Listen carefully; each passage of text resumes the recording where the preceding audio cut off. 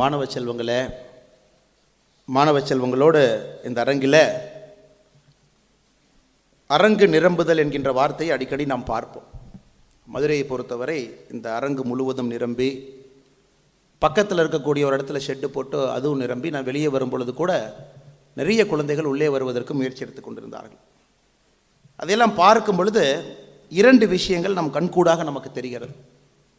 குறிப்பாக அரசு பணிகளின் மீது, மத்திய அரசு மாநில அரசு பணிகளின் மீது உங்களுக்கு இருக்கக்கூடிய நம்பிக்கை, அதன் மூலமாக நாம் பிறந்ததற்கு எதற்காக பிறந்தோம் என்கின்ற கேள்விக்கான பதிலை கண்டுபிடிக்க முடியும் என்கின்ற தேடலில் நீங்கள் இருக்கீங்க. அதற்காக இந்த அரசு பணியில் சேர்ந்து இதன் மூலமாக மக்களுக்கு நல்லது செய்து நம்முடைய பிறவி பயனை போக்க முடியுமா என்பது ஒரு கேள்வியாக உங்கள் முன்னாடி இருக்குது. இல்லாட்டி இவ்வளவு பெரிய ஒரு எழுச்சி நம்ம பார்க்க முடியாது. இரண்டாவது, உங்களுக்கு தினமலர் நாளிதழின் மீதும் தினமலரோடு இணைந்து நீங்களும் ஆகலாம் ஐஏஎஸ் என்கின்ற நிகழ்ச்சி நடத்தி கொண்டிருக்கக்கூடிய கிங் மேக்கர்ஸ் ஐஏஎஸ் அகாடமி மீது இருக்கக்கூடிய நம்பிக்கையை காட்டுகின்றது. நாம் ஒரு 2-3 மணி நேரம் இங்கே வந்தோம் அப்படின்னா திரும்ப வீட்டிற்கு செல்லும் பொழுது சில விஷயங்கள், நமக்கு தெரியாத விஷயங்கள் தெரியும். அதை வைத்து நம்முடைய ப்ராசஸை இம்ப்ரூவ் பண்ணுறக்கு ஒரு நல்ல ஒரு வாய்ப்பு என்று வந்திருக்கின்றீர்கள்.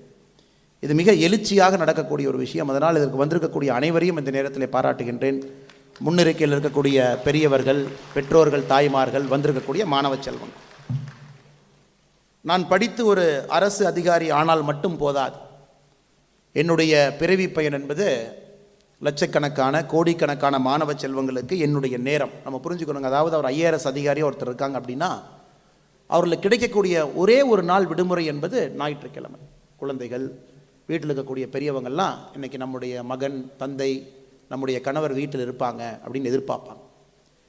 அதுவும் சென்னையிலே பணியில் இருக்கக்கூடிய ஒரு மனிதர், கூடுதல் ஆணையர் வருமான வரி, ஐஆர்எஸ் ஆஃபீஸராக இருக்காங்க, நந்தகுமார் ஐயா அவர்கள்.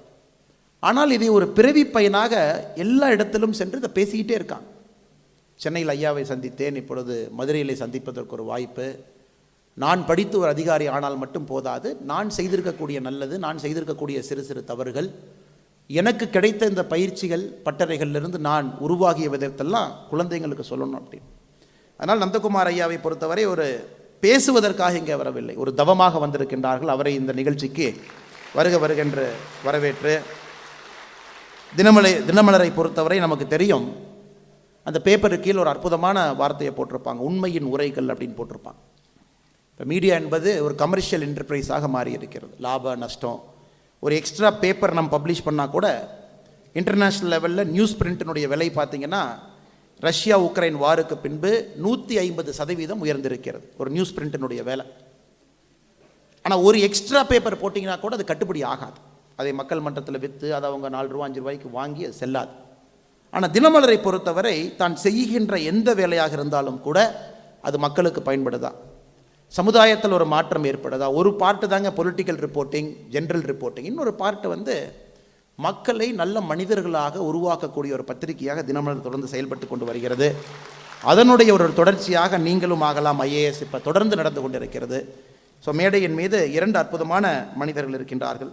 தினமலரினுடைய கோவை வெளியீட்டாளர் அருமை ஐயா எல் ஆதிமூலம் அவர்கள், அவரை இந்த நிகழ்ச்சிக்கு வருகிறார் என்று வரவேற்று, தினமலர் மதுரை வெளியீட்டாளர் அருமை ஐயா டாக்டர் திரு எல் ராமசுப்பு அவர்கள், அவரையும் இந்த நிகழ்ச்சிக்கு வருவார் என்று வரவேற்று எனக்கு கொடுத்திருக்கக்கூடிய தலைப்பை இப்போது நான் ஆரம்பிக்கின்றேன். சகோதர சகோதரர், இன்று நான் இங்கே வந்திருப்பது இதுவரை பேசியதை பேச வேண்டாம் என்கின்ற முடிவில் வந்திருக்கேன். ஏன்னா நீங்கள் எல்லாமே இப்போ யூடியூப்பில் வீடியோ எல்லாம் பார்த்துட்றேன். இதற்கு முன்பு நாம் ஒரு நிகழ்ச்சியில் சில விஷயங்களை பேசியிருந்தாலும் கூட உங்களுக்கு அது தெரியும், அதெல்லாம் பார்த்துட்டீங்க. புதிதாக சில விஷயங்களை சொல்லுங்கள். உங்களுடைய அரசு பணியில் சில ஆண்டுகள் இருந்திருக்கீங்க, அதை பற்றி சொல்லுங்கள். உங்களுடைய எக்ஸ்பீரியன்ஸை வச்சு சொல்லுங்கள். எப்படி நாங்கள் ஐஏஎஸ் ஆகலாம். ஐஏஎஸ் ஆகுவது மட்டும் நந்தகுமார் ஐயா பேச வரல, நானும் பேச வரலைங்க. ஐஏஎஸ் ஆன பிறகு அடுத்த 40 ஆண்டுகள் நீங்கள் சஸ்டெயின் ஆகணும் அப்படின்னா எதை போன்ற உறுதியான ஒரு மனம் உங்களுக்கு வேண்டும். ஒரு எக்ஸாம் பாஸ் பண்ணுறது மட்டும் இந்த நிகழ்ச்சியுடைய நோக்கம் கிடையாது. நாமளும் ஜஸ்ட் அனதர் ஐஏஎஸ் ஆஃபீஸராக 10ஓடு 11ஆக 2000-ல் 1ஆக அதற்காக நீங்கள் இல்லை. இங்கே வந்திருக்கக்கூடிய எல்லாருமே நடுத்தர குடும்பத்திற்கு கீழே இருக்கக்கூடியவர்கள். ப்ராபபிளி ஃபஸ்ட் ஜென்ரேஷன், 2ஆம் கட்ட மாநகரம் Tier 2 Tier 3 சிட்டியிலிருந்து வந்திருக்கக்கூடிய முதல் தலைமுறை தான் நிறைய பேர் இங்கே உட்கார்ந்துருக்கீங்க. ஸோ உங்களுக்கான மனம் எப்படி இருக்க வேண்டும், ஒரு மனதை எப்படி நீங்கள் வச்சுருக்கணும், ப்ரிப்பரேஷன் ஸ்ட்ராட்டஜி என்ன, எப்படி அதை நீங்கள் சஸ்டெயின் பண்ணும்பொழுது 40 ஆண்டுகள் 35 ஆண்டுகள் இந்த பொறுப்பில் உச்சகட்டமான பொறுப்புக்கு நீங்கள் சென்று அமர முடியும்.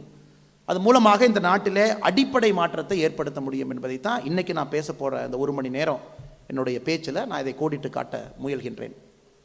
சகோதரர்களே, உங்களுக்கும் ஒரு கார்ப்பரேட் செக்டரில் இருக்கக்கூடிய ஒரு மனிதருக்கும் ஏகப்பட்ட வித்தியாசம் இருக்குது. கார்ப்பரேட் செக்டரை பொறுத்த வரைக்கும் ஒரு கம்பெனிக்கு கோல் இருக்குது, அந்த கோலை அச்சீவ் பண்ணணும், அதற்காக ஒரு கார்ப்பரேட் அலைன்மெண்ட் இருக்கணும், அந்த மேனேஜ்மெண்ட்டில் இருப்பீங்க. டெசிஷன் மேக்கிங், ப்ராஃபிட் என்ஹான்ஸ்மெண்ட்டாக இருக்கலாம், மார்க்கெட்டை பெரிதுபடுத்துவதாக இருக்கலாம், அந்த மார்க்கெட்டில் ப்ராடக்ட்னுடைய ரீச்சை கொண்டு போகிறதா இருக்கலாம். இதெல்லாம் அவங்களுக்கான, நீங்கள் எங்கே தான் MBA படித்து எவ்வளோ பெரிய டிகிரி இருந்து ஒரு ப்ரைவேட் கம்பெனிக்கு போனீங்கன்னா இந்த கோல்ஸை தாண்டி வெளியே வரமாட்டீங்க. ஆனால் இங்கே அமர்ந்திருக்கக்கூடிய மாணவ செல்வங்கள், நீங்கள் IAS அதிகாரி ஆன பின்பு மத்திய அரசு மாநில அரசு பணியில் ஒரு ஃபார்வர்ட் லுக்கிங் போஸ்ட், மக்களோடு பணி செய்யக்கூடிய பதவிக்கு வந்த பிறகு நீங்கள் எடுக்கக்கூடிய எல்லா டெசிஷனுமே மாரல் டெசிஷன். அது எதுவுமே ப்ராஃபிட் மேக்கிங் டெசிஷன் கிடையாது.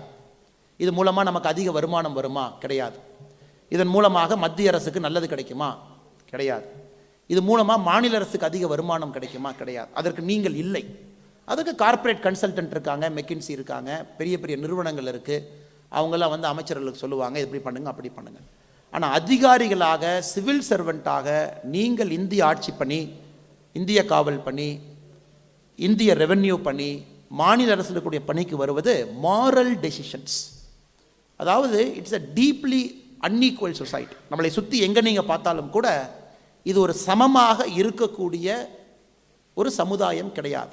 ஏற்றத்தாழ்வு இருக்கக்கூடிய சமுதாயத்தில் அதை சரி செய்வதற்கு ஒரு சிறு முயற்சியாக இவ்வளோ பெரிய கடலில் நீங்கள் அதிகாரியாக உள்ள வர்றீங்க. இந்தியாவில் ஒரு மாநிலத்திலும் கிட்டத்தட்ட 250க்கு குறைவில்லாமல் IAS அதிகாரி இருக்கிறாங்க, 250க்கு குறைவில்லாமல் IPS அதிகாரி இருக்காங்க,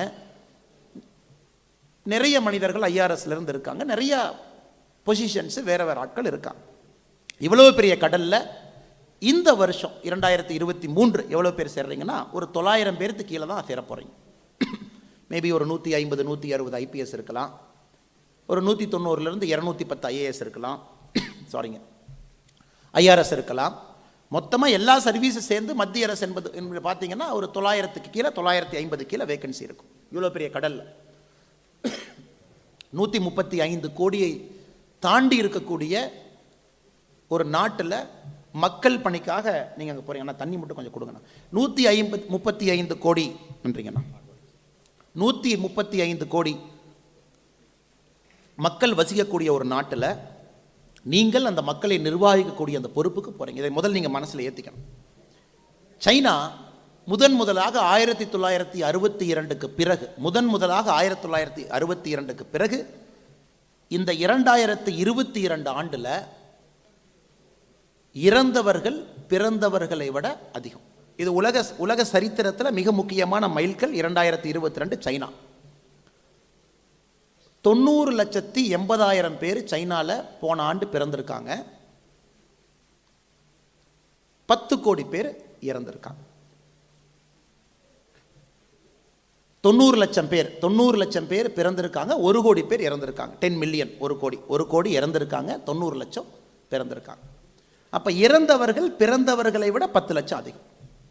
இப்போ சைனா என்கின்ற நாடு இன்னி பாப்புலேஷன் டிக்ளைனுக்குள்ளே இறங்க ஆரம்பிச்சிச்சு. 2022லேருந்து தொடர்ச்சியாக இன்னும் ஒரு 4 ஆண்டுகளில் சைனாவுடைய பாப்புலேஷன் டிக்ளைனிங் ட்ரெண்ட், இந்தியாவுடைய பாப்புலேஷன் இன்க்ரீசிங் ட்ரெண்ட். இன்னும் ஒரு 3-4 வருடத்தில் இந்தியாவுடைய பாப்புலேஷன் சைனாவை நம்ம ஓவர்டேக் பண்ண போகிறோம்.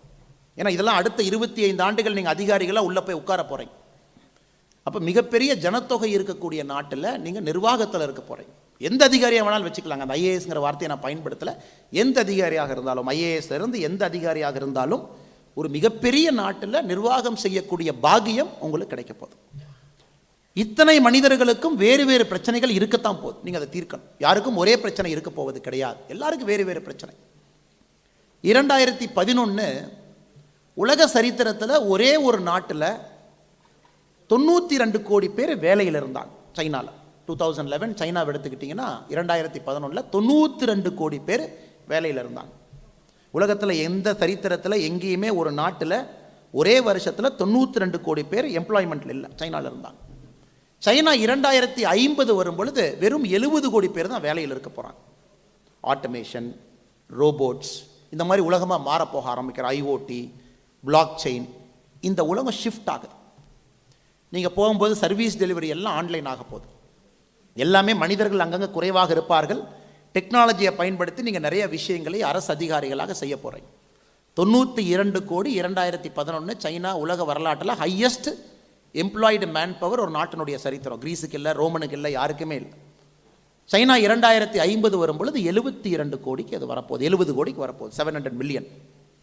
நீங்கள் இன்னைக்கு என்ட்ராகிற இந்தியா 2022 மாறிடுச்சு. இதைத்தான் நம்முடைய பிரதமர் அவர்கள் அமிர்த காலம் அமிர்த காலம் அமிர்த காலம்னு திரும்ப திரும்ப சொல்கிறார்.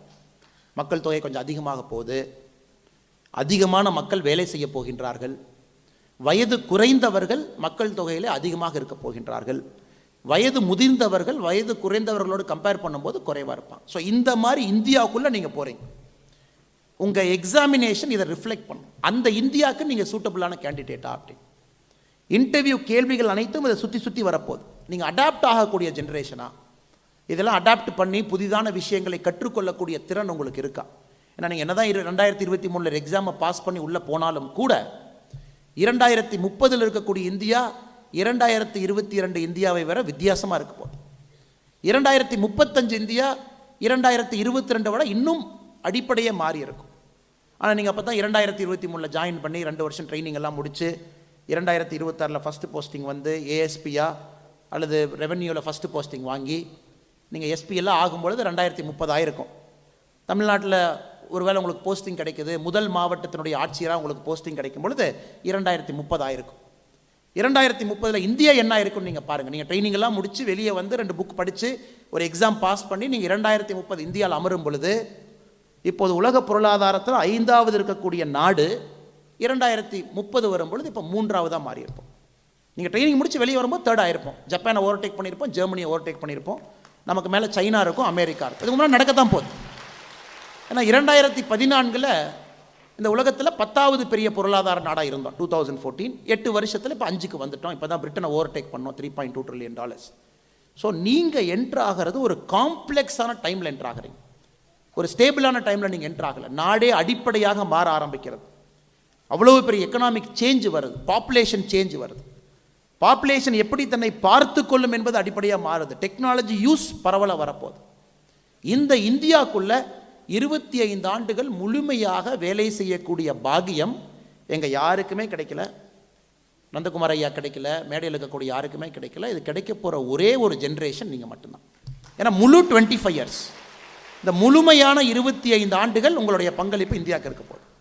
அதுவும் குறிப்பாக 2047 நம்முடைய பிரைம் மினிஸ்டரோட கேல்குலேஷன் படி 2047 நம்ம அமெரிக்காவையும் சைனாவையும் ஓவர்டேக் பண்ணி நம்பர் 1 கண்ட்ரியாக உலகத்தில் வந்துடுவோம் அப்படின்னு சொல்லி இண்டிகேட்டர்ஸ் அப்படி தான் நம்ம காட்டுது. இண்டிகேட்டர்ஸ் அப்படி தான் காட்டுது. இப்போ நான் உங்களுக்கு சொல்கிறேன், அண்ணே நான் வந்து அடுத்து திண்டுக்கலுக்கு போனேனே 2 மணி நேரத்தில் வந்துடுவேனே அப்படின்னு. இப்போ திண்டுக்கல்ல கேட்பார், எப்படின்னே நீங்கள் 2 மணி நேரத்தில் வருவீங்கன்னு. நான் சொல்ல, இல்லைண்ணே 70 கிலோமீட்ரு, நான் வந்து பக்கத்தில் சிவகங்கையிலேருந்து மதுரைக்கு 1 மணி நேரத்தில் வந்தேனே, அதை வச்சு நான் சொல்கிறேன் இதை நான் 2 மணி நேரத்தில் வந்துடுவேன். ஸோ இது பொய்க்காது. அவைலபிள் டேட்டாவை வச்சு ஒரு இன்ஃபரன்ஸ் பண்ணுறோம். 2014 இங்கே இருந்தோம், 2022 இங்கே இருக்க போகிறோம். சைனாவுடைய மேப் நமக்கு தெரியுது, உலக நாடுகளுடைய பொருளாதார தன்மை நமக்கு புரியுது. அப்போ 2047 முதன்மை நாடு. இந்த முதன்மை நாட்டுக்கு தான் இத்தனை காலமாக கஷ்டப்பட்டுக்கிட்டு இருக்கோம். ஒரு பண்டைய கலாச்சாரம், 20,000 ஆண்டுகளுக்கு மேலே பழமை இருக்கக்கூடிய ஒரு தொன்மையான ஒரு கலாச்சாரம். இவ்வளவு பேசினாலும் கூட அதை நடத்தி காட்டக்கூடிய பெருமை உங்கள் ஜென்ரேஷனை சேரப்போம். அதில் ஏகப்பட்ட காம்ப்ளெக்சிட்டி இருக்குது. நீங்கள் சாதாரணமாக செய்ய முடியாது, சாதாரணமாக நீங்கள் போய் அதை செய்ய போகிறது முடியாது. ஏகப்பட்ட காம்ப்ளெக்ஸ். இன்றைக்கி தேதியில் நாம் எடுத்துட்டோம் அப்படின்னாங்க சகோதர சகோதரிகளை, நீங்கள் எடுக்க போகிற மாரல் டெசிஷன், அதுக்கு தான் நீங்கள் சிவில் சர்வீஸ்க்குள்ளே போகிறீங்க. நார்மல் டெசிஷன் எடுக்கலை. ஒரு பேப்பரில் சரியா தப்பா அப்படிங்கிறத நீங்கள் பார்க்க போகல. மாரல் டெசிஷன், இது எத்தனை பேர்த்துக்கு சரியாக இருக்கும்?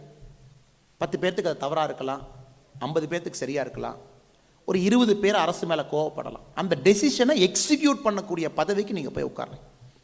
அது 140, 142, 43 கோடி, நம்ம பாப்புலேஷன் 145 கோடி லெவல் ஆகுன்னு சொல்கிறாங்க. அதுக்கு மேலே குறைய ஆரம்பிக்குன்னு சொல்கிறாங்க. அப்படி இருக்கும் பொழுது அத்தனை மக்களையும் சமாதானப்படுத்த நீங்கள் என்ன பண்ணுவீங்க? அதில் குறிப்பாக நீங்கள் ஒரு மாவட்ட ஆட்சியராக ஒரு 25 லட்சம் பேர் இருக்கக்கூடிய மாவட்டத்துக்கு போகிறீங்க. மாவட்டத்தினுடைய காவல் கண்காணிப்பாளராக இருக்கீங்க, இல்லை IRS ஆஃபீஸரை போல $1 ட்ரில்லியன் எக்கானமியை உருவாக்குவதற்கு பேக் போனாக நீங்கள் இருக்கீங்க. எப்படி எடுத்துக்கொண்டாலும் கூட உங்கள் மைண்டை இந்த சிவில் சர்வீஸ் பரீட்சை டெஸ்ட் பண்ண ஆரம்பிச்சிருச்சு. கடைசி 3 ஆண்டுகளாக அந்த பேப்பரை நம்ம பார்த்தோம்.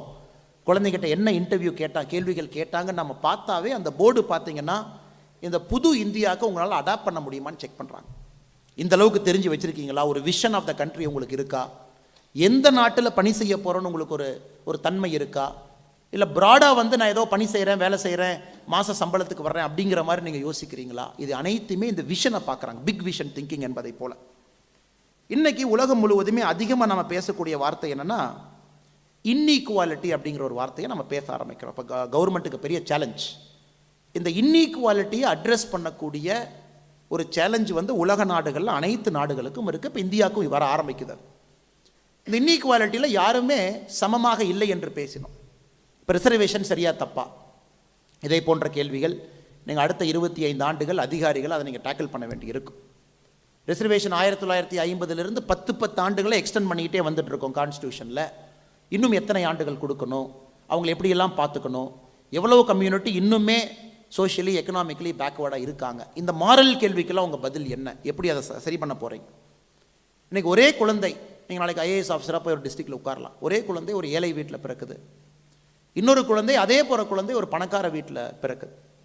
எந்த குழந்தைக்கு லைஃப்பில் அச்சீவ் பண்ணுறதுக்கான சாத்தியக்கூறுகள் அதிகம் அப்படின்னு பார்த்தீங்கன்னா, ரிசர்ச் என்ன சொல்லுது அப்படின்னா, ஒரு பணக்கார வீட்டில் பிறக்கக்கூடிய குழந்தைக்கு 80% அது பணக்காரராக இருப்பதற்கான வாய்ப்பு இருக்குது. ஒரு ஏழை வீட்டில் பிறக்கக்கூடிய குழந்தைக்கு 20% அந்த குழந்தை பணக்காரனாக மாறுவதற்கு வாய்ப்பு இருக்குது. இதை நீங்கள் எப்படி டேக்கிள் பண்ண போகிறீங்க? As a civil service officer நீங்கள் கொண்டு வரக்கூடிய பாலிசி, நீங்கள் எடுக்கக்கூடிய முடிவு, நீங்கள் கவர்மெண்ட்டுக்கு அட்வைஸ் பண்ணி, கவர்மெண்ட்டை நீங்கள் நட்ஜ் பண்ணி, கவர்மெண்ட் இந்த மாதிரி சட்டம் கொண்டு வாங்கன்னு நீங்கள் சொல்லி எப்படி இந்த ஈக்குவாலிட்டியை நீங்கள் நட்ஜ் பண்ண போகிறீங்க? எந்த மாரல் டெசிஷன் எடுப்பீங்க? அமெரிக்காவில் சமீபத்தில் ஒரு ஆய்வு படித்தங்க. குறிப்பாக வந்து சொசைட்டியில் ஹிஸ்பானிக்ஸ், பிளாக்ஸ் யாரெல்லாம் வந்து இன்கம் சேலஞ்சாக இருக்காங்களோ, அதாவது $2000-3000 கீழே அந்த குழந்தை ஒரு காலேஜுக்குள்ளே போகுது, அந்த குழந்தை அதே காலேஜில் பெரிய பணக்காரங்க குழந்தை அதே காலேஜில் படிக்குது, மெரிட் சீட் எல்லாமே. அப்படி இருக்கும் பொழுது கீழே 10% இருக்கக்கூடிய குழந்தை எத்தனை குழந்தை படித்து முடித்து விட்டு 20 ஆண்டுகள் கழித்து மேலே 10%க்கு வர்றாங்கன்னு பார்த்தீங்கன்னா வெறும் 2% குழந்தைகள் மட்டும்தான் கீழிருந்து மேலே போயிருக்காங்க. காரணம் என்னங்க? Merit system. ஹார்வர்டு, ஸ்டான்ஃபோர்டு, பெரிய பெரிய காலேஜ் என்ட்ரன்ஸ் எக்ஸாமினேஷன் எல்லாம் சமமாக உட்காந்து எழுதுகிறாங்க. அதை எழுதினாலும் கூட அந்த குழந்தையினுடைய பேக்ரவுண்டு வேறு மாதிரி இருக்குது, அப்பாவுடைய பேக்ரவுண்ட் வேறு மாதிரி இருக்குது, அவங்க பழகிற குரூப் வேறு மாதிரி இருக்குது, சொந்தக்காரங்க வேறு மாதிரி இருக்காங்க, அவங்க நெட்வொர்க் வேறு மாதிரி இருக்குது, ஃப்ரெண்ட்ஸ் வேறு மாதிரி இருக்குது. இதை நீங்கள் அட்ரஸ் பண்ண வேண்டிய கட்டாயம் உங்களுக்கு இருக்குது. இந்த புதிய இந்தியா அப்படின்னு நம்ம பிரதமர் சொல்லுவது அனைவருக்கும் சமமான வாய்ப்புகளை உருவாக்கி அந்த வாய்ப்புகள் மூலமாக அனைவரும் சமமாக மேலே வருவதற்கு இந்த அரசு துணை நிற்கும்னு அடிக்கடி ஒரு வார்த்தையை நம்முடைய பிரதமர் பயன்படுத்துவாங்க. இது ரொம்ப முக்கியமான கேள்வி, ஒரு மாரல் கேள்வி. இது நீங்கள் செய்ய போகிறீங்க. எப்படி இந்த சேலஞ்சை நீங்கள் அட்ரஸ் பண்ண போகிறீங்க? வெறும் 2% மட்டும்தான் அமெரிக்கா போன்ற நாடுகளில் பாட்டம் குவிண்டைலிருந்து டாப் குவிண்டைலுக்கு அவங்க வர்றாங்க அப்படின்னா ஒன்லி 2% ஹஸ் ஜம்ப்டு. 98% அங்கேயே தான் இருக்கான், அதே இன்கம் குரூப்புக்குள்ளே தான் இருக்கான். இது நீங்கள் அட்ரஸ் பண்ணணும். இன்றைக்கி குழந்தைங்க, உதாரணத்துக்கு நீங்கள் ஒரு அரசு அதிகாரியாக போகிறீங்க, எத்தனை குழந்தைங்க டிஸ்ட்ரிக்ட் லைப்ரரிக்கு போய் ஒரு புக் எடுத்து படிக்கிறாங்க? யாருமே இல்லை. யூடியூப்பில் இருக்காங்க, வேறு வேறு விஷயங்கள் பார்க்குறாங்க. ஒரு இன்டர்வியூவில் உங்களுக்கு ஒரு கேள்வி கேட்கலான்னு வச்சுக்கலாம், ஒரு கேள்வி கேட்கலாம், இந்த அரசு லைப்ரரியில் குழந்தைகளை நீங்கள் புக் எடுத்து படிக்க வைக்கணும், எப்படி சார் பண்ணுவீங்க அப்படின்னு ஒரு கேள்வி கேட்டால் நீங்கள் என்ன பதில் சொல்லுவீங்க? இதெல்லாம் உங்களுக்கு இந்த மாதிரி கேள்விகள் தான் அதிகமாக வரப்போகுது. இந்த மாதிரி கேள்வி தான் உங்களுடைய மாரல் டைலமாவை டெஸ்ட் பண்ண போகுது. அரசு லைப்ரரியை அல்லது ப்ரைவேட் லைப்ரரியை அல்லது காலேஜ் லைப்ரரி அல்லது ஸ்கூல் லைப்ரரியை ஒரு குழந்தையை எப்படி ஒரு புக்கை பாரோ பண்ணி வீட்டில் போய் படிக்க வைக்க போகிறீங்க? அமெரிக்காக்காரங்க ரொம்ப ட்ரை பண்ணி பார்த்தாங்க. கடைசியாக என்ன பண்ணிட்டாங்கன்னா, அந்த டெக்ஸஸில் டல்லாஸ் அப்படிங்கிற மாநகரத்தில் ஒரு சட்டம் போட்டிருக்காங்க. எந்த குழந்தை அந்த பப்ளிக் லைப்ரரியில் ஒரு புக் எடுத்து படிச்சுட்டு திரும்ப அந்த புக்கை வந்து கொடுத்தீங்கன்னா உங்களுக்கு $2 கொடுப்பாங்க. ஒரு காலத்தில் பணம் கொடுத்து புக்கு வாங்கி படித்ததெல்லாம் மாறி இன்றைக்கி எக்கனாமிக் இன்சென்டிவ். ஒரு குழந்தைய டெக்ஸஸில் டல்லாஸில் சொல்கிறோம், அந்த சிட்டி முனிசிபாலிட்டி, நீ போய் ஒரு புக் எடுத்து படிச்சிரு ராஜா, படிச்சுட்டு வந்து திரும்ப லாகின் பண்ணிடு, அக்கௌண்ட்டுக்கு $2 அனுப்பி வைக்கிறோம் அப்படின்னு. இதெல்லாம் நீங்கள் சேலஞ்ச் பண்ண போகிறீங்க. நீங்கள் தான் சரி பண்ணணும். இது நீங்கள் தான் சரி பண்ணணும். என்னை போன்ற அரசியல்வாதிகள் மேடையில் மைக் எடுத்து நாங்கள் சொல்லிகிட்டு இருக்கோம், இல்லை குழந்தைங்க படிக்க மாட்டாங்க, ஸ்கூலில் வந்து the quality of learning outcomes கீழே வந்துருச்சு, முதல்ல மாதிரி அந்த குழந்தைக்கு வந்து 360 டிகிரி வியூ பாயிண்ட் இல்லை, அடுத்த கட்ட மேன் பவர் எப்படி உருவாக்க போகிறோம், சைனாக்காரன் 92 கோடி 2011 வச்சுருந்தான், அவ்வளோ வளர்ந்துட்டான். இப்போ இந்தியாவில் அதே நம்பரை நம்ம ஹிட் பண்ண போகிறோம் இன்னும் 10 வருஷத்தில். அப்போ குவாலிட்டி மேன் பவரை நீங்கள் இன்றைக்கி ஸ்கூலில் காலேஜில் உருவாக்காமல் எப்படி அவங்க இந்தியாவுக்கு வந்து இவ்வளோ பேர் வேலை செய்ய போகிறாங்க அப்படிங்கிற கேள்வியை என்னை போன்ற ஆட்கள் நாங்கள் பப்ளிக்கில் வைக்கும் பொழுது அதை சரி செய்ய வேண்டிய கடமையும் பொறுப்பும் உங்களுக்கு இருக்குது. என்ன செய்ய போகிறீங்க? இந்த மாதிரி எல்லா டைலமா, எல்லா விதமான மாரல் கேள்விகள் தான் உங்களுக்கு அதிகமாக இருக்கும். இன்னும் இந்தியா மாதிரி நாடுகளுக்கு பார்த்தீங்கன்னா இப்போ இந்த மெடிக்கல் ட்ரையல்ஸ்லாம் இன்னும் வரல. நான் எதுக்கு இதை ஆரம்பிக்கும் போது சொல்கிறேன்னாங்க, உங்களை திங்க் பண்ண வைக்கிறக்காக ஒரு 10 கேள்விகள் உங்களுக்கு வச்சுருக்கேன். நீங்கள் அதை திங்க் பண்ண ஆரம்பிக்கணும். ஓ, இதுதான் நம்ம வேலையா, இதுதான் நம்ம டெசிஷன் எடுக்க போகிறோமா, இதுதான் நம்ம ரோலா. நம்ம ஐஏஎஸ் ஆஃபீஸராக அங்கே போய் ஒரு டிஸ்ட்ரிக்டில் நின்று சிஎம் வரும்பொழுதோ அமைச்சர் வரும்பொழுதோ பொக்கே கொடுத்து ரிசீவ் பண்ணுறக்கு நாம் இல்லை. சமுதாயத்தினுடைய முக்கியமான பிரச்சனைகளை தீர்ப்பதற்காக நம்ம அரசு அதிகாரிகளாகத்தான் இந்த பரீட்சை நாம் எழுதுகிறோம் அப்படிங்கிறத உங்களுக்கு புரிய வைக்க வேண்டும் என்பது என்னுடைய ஆசை. அதை வந்து ஆணித்தரமாக சொல்ல வேண்டியது என்னுடைய கடமை. நீங்கள் சரியான ஒரு சேரில் கரெக்டான நபர்கள் உட்கார்ந்துருக்கும் பொழுது நம்முடைய நாடு மாறும் என்பதில் எந்தவித மாற்று கருத்தும் இல்லாத ஒரு மனிதன் நான். இன்றைக்கி அமெரிக்கா போயிட்டீங்கன்னா மெடிசின் ட்ரையல் நடக்குது. ஒரு மெடிசனை தயாரிக்கிறாங்க, அதை வந்து பப்ளிக் கொண்டு வரணும். அது 3-4 ட்ரையல்ஸ் அனிமல் ட்ரையல்ஸ் போகணும், அப்புறம் ஒரு அப்ரூவல் போகணும். அதுக்கப்புறம் ஹியூமன் ட்ரையல்ஸ், மனுஷன் மேலேயே எக்ஸ்பெரிமெண்ட் பண்ணுறது. ஒரு 1000 மனுஷனை கூப்பிட்டு எல்லாத்துக்கும் அந்த மெடிசனை கொடுத்து ஒரு 60 நாள் 90 நாள் ரியாக்ஷனை பார்த்து எஃப்டிஏட்ட போய் அப்ரூவல் வாங்கி அந்த மெடிசன் வரும். அந்த மெடிசனை இந்தியா மாதிரி நாடுகளில் நம்ம வாங்கி சாப்பிடுவோம். கேன்சருக்கு ட்ரக்கு, பிபிக்கு ட்ரக்கு, லெப்டின் இப்படி தான் இருக்குது, நம்ம வாங்கி சாப்பிடுவோம். அது இப்போ இந்தியாவில் ஆரம்பித்து விட்டது மெடிக்கல் ட்ரையல். அமெரிக்காவில் மெடிக்கல் ட்ரையலில் யார் பங்கேற்கிறாங்கன்னு பார்த்தீங்கன்னா 98% ஏழை மக்கள் தான் மெடிக்கல் ட்ரையலில் பங்கேற்கிறாங்க. ஏன் பங்கேற்கிறாங்க? அந்த மெடிக்கல் ட்ரையலில் பங்கேற்றா ஆவரேஜாக ஒரு அமெரிக்கன் சிட்டிசனுக்கு அந்த கம்பெனி $7,000 பணம் கொடுக்குறான். அப்படின்னா 5,60,000 ரூபா இன்றைக்கி அமெரிக்கன் மதிப்பில் அந்த மெடிக்கல் ட்ரையலில் அந்த ஏழைக்கு பார்த்தீங்கன்னா ஒன்றுமே இல்லை. சரிப்பா, நம்ம பாடியில் என்ன ஆனாலும் பரவாயில்ல, நான் டிஸ்க்ளோஷர் அக்ரிமெண்ட்டை சைன் பண்ணிக்கலாம், இந்த மருந்தை சாப்பிட்டு உடம்புல ஏதாச்சும் பிரச்சனையானா கூட பரவாயில்ல. ஆனால் அந்த மெடிக்கல் ட்ரையல் நம்ம பங்கேற்று நம்ம உடம்புல இருக்கக்கூடிய டேட்டா அந்த கம்பெனி கொடுத்தா $7,000 கொடுக்கலாம், போய் பங்கேற்கலாம். இப்போ இந்தியாவில் இப்போ ஆரம்பிச்சிச்சு. ஏன்னா நீங்கள் ஸ்டாப் பண்ண முடியாது. மெடிசின் ஹியூமன் ட்ரையல் இல்லாமல் நீங்கள் மார்க்கெட் கொண்டு வரவே முடியாது. அது பெரிய பெரிய நிறுவனங்கள் ஆப்பிரிக்காவில் போய் பண்ணுறாங்க, அங்கே பண்ணுறாங்க, எத்தனை நாட்களுக்கு நடக்கும். இப்போ ஒரு ஏழை தான் ஏழையாக பிறந்த ஒரே ஒரு காரணத்திற்காக மட்டும் தன்னுடைய உடம்பிலே அந்த மருந்தை செலுத்தி அதன் மூலமாக நீங்கள் கண்டுபிடிங்கன்னு சொல்கிறத நீங்கள் ஏற்றுக்குவீங்களா? ஒரு சமுதாயமாக உங்களில் ஒப்புதல் இருக்கா? நீங்கள் கேட்கல, எனக்கு ஒப்புதல் இல்லை அப்படின்னு. ஒப்புதல் இல்லைன்னா என்ன நான் பண்ணுறது? ஹியூமன் ட்ரையல்ஸ் வேணும், ஹியூமன்ஸ் வேணும். எத்தனை நாளைக்கு தான் எலிக்கு ஊசி போடுவீங்க, கினியா பிக்ஸுக்கு ஊசி போடுவீங்க? அது ஸ்டேஜ் 3 ஹியூமன் ட்ரையல் பண்ணி ஆகணும். இந்த கேள்விகளை ஒரு ஐஏஎஸ் ஆஃபீஸராக, ஒரு மெடிக்கல் செக்ரட்டரியாக ஃபைல் உங்கள் முன்னாடி வந்தால் என்ன கையெழுத்து நீங்கள் போட போகிறீங்க? ஹியூமன் ட்ரையல்ஸ் அலோவ் பண்ணுவீங்களா, வேண்டான்னு சொல்லுவீங்களா? இதெல்லாம் உங்களுக்கு கேள்விகள். உங்கள் மைண்டுங்கிறது பக்குவப்படும். நிறைய விஷயங்கள் படிக்கணும், நிறைய விஷயங்களை பார்க்கணும். அப்படி பார்க்கும் பொழுது உங்களுக்கு சிவில் சர்வீஸுங்கிறது ஒரு சுலபமான பரீட்சை. நீங்கள் எதுக்குமே ப்ரிப்பேர் பண்ணல. வாழ்க்கைக்கு தயாராகும் பொழுது சிவில் சர்வீஸ் எக்ஸாம்ங்கிறது ஜஸ்ட் அனதர் எக்ஸாம். இது புதுசாக நீங்கள் எழுதுகிற ஒரு எக்ஸாமும் கிடையாது. It's a life exam. நான் வைக்கிறது எல்லாமே உங்களுக்கு கேள்விகளாக, உங்களை சிந்திப்பதற்காக இந்த கேள்விகளை நான் வைத்துக் கொண்டிருக்கின்றேன். அடுத்து பார்த்தீங்கன்னா இந்தியாவில் எல்லோரும் சமம் கிடையாது, இல்லை. அரசு வந்து சமமாக இருப்பதற்கு முயற்சி எடுக்கிறோம். ஒரு சமீபத்து உதாரணம், சென்னையில் நம்முடைய நர்ஸுகள்லாம் ஸ்ட்ரைக் பண்ணாங்க. எதுக்கு ஸ்ட்ரைக் பண்ணாங்கன்னா, எங்களுடைய பணியை நீங்கள் நிரந்தரம் பண்ணணும், நீங்கள் பணி நிரந்தரம் பண்ணலைன்னா எப்படி? நிறைய பேர் எங்களை கேட்டாங்க ஃபோன் பண்ணி. அது எதுக்கு சார் பிஜேபி ஆதரவு கொடுக்குறீங்க, அது என்ன காரணம்? எல்லாமே எக்ஸாம் எழுதி தானே பாஸ் பண்ணோம், அந்த நர்சஸ் எல்லாம் டெம்பரரி தானே, டெம்பரரி நர்சஸ்க்கு நீங்கள் ஆதரவு கொடுக்குறீங்களே. உங்களுக்கு இருக்கிற பிரச்சனையை போல் எனக்கும் ஒரு அரசியல் தலைவராக அதே மாரல் டெசிஷன் எனக்கும் இருக்குது. ஆனால் இந்த நர்சஸ் எல்லாம் ஆர்டினரி நர்ஸ் கிடையாதுங்க, ஆர்டினரி நர்சஸ் கிடையாது. இவர்கள் அனைவருமே கொரோனா காலகட்டத்தில் நாம் இறப்போம் என்று தெரிந்து பணிக்கு வந்தவர்கள். நம்பர் 1. இரண்டாவது, அந்த 2 வருடத்தில் எமோஷனல் ஃபிசிக்கல் டேமேஜ் அவங்களுக்கு ஆயிருக்கு. அத்தனை இறப்பை போய் நீங்கள் பார்த்தீங்கன்னா அந்த மனுஷனுக்கு சைக்காலஜி எப்படி மாறும்? வர்றாங்க, சாகிறாங்க, ஆம்புலன்ஸில் ஏற்றுறீங்க, மயானத்துக்கு போது வர்றாங்க, இறக்குறாங்க. 2020-21 நம்முடைய இறப்பு என்பது குறைவாக இருந்தாலும் கூட அந்த எல்லா நர்ஸு கையிலையும் 10 பேர் 15 பேர் இறந்துருப்பாங்க. இப்போ ஒரு சமுதாயமாக அந்த நர்ஸை நீங்கள் கைவிடுறதுன்னா அது சரியா? வாட் இஸ் யுவர் மாரல் கால்? வேற நேரத்தில் வந்த நர்ஸுகள் வேற, கொரோனா காலகட்டத்தில் வில்லிங்காக பணிக்கு வந்த நர்ஸு வேறு. அப்போ நீங்கள் இன்றைக்கி ராதாகிருஷ்ணன் ஐயாவை போல் ஐஏஎஸ் ஆஃபீஸராக இருக்கீங்க, ஹெல்த் செக்ரட்டரி இல்லை, மாறிட்டாங்க. அப்போ ஃபைல் வந்துச்சுன்னா நீங்கள் என்ன கையெழுத்து போடுவீங்க?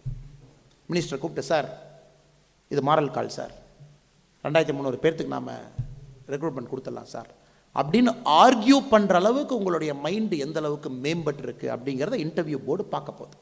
இதெல்லாம் உங்கள் முன்னாடி நான் ஜஸ்ட் கேள்வி தாங்க வைக்கிறது, எனக்கும் பதில் கிடையாது.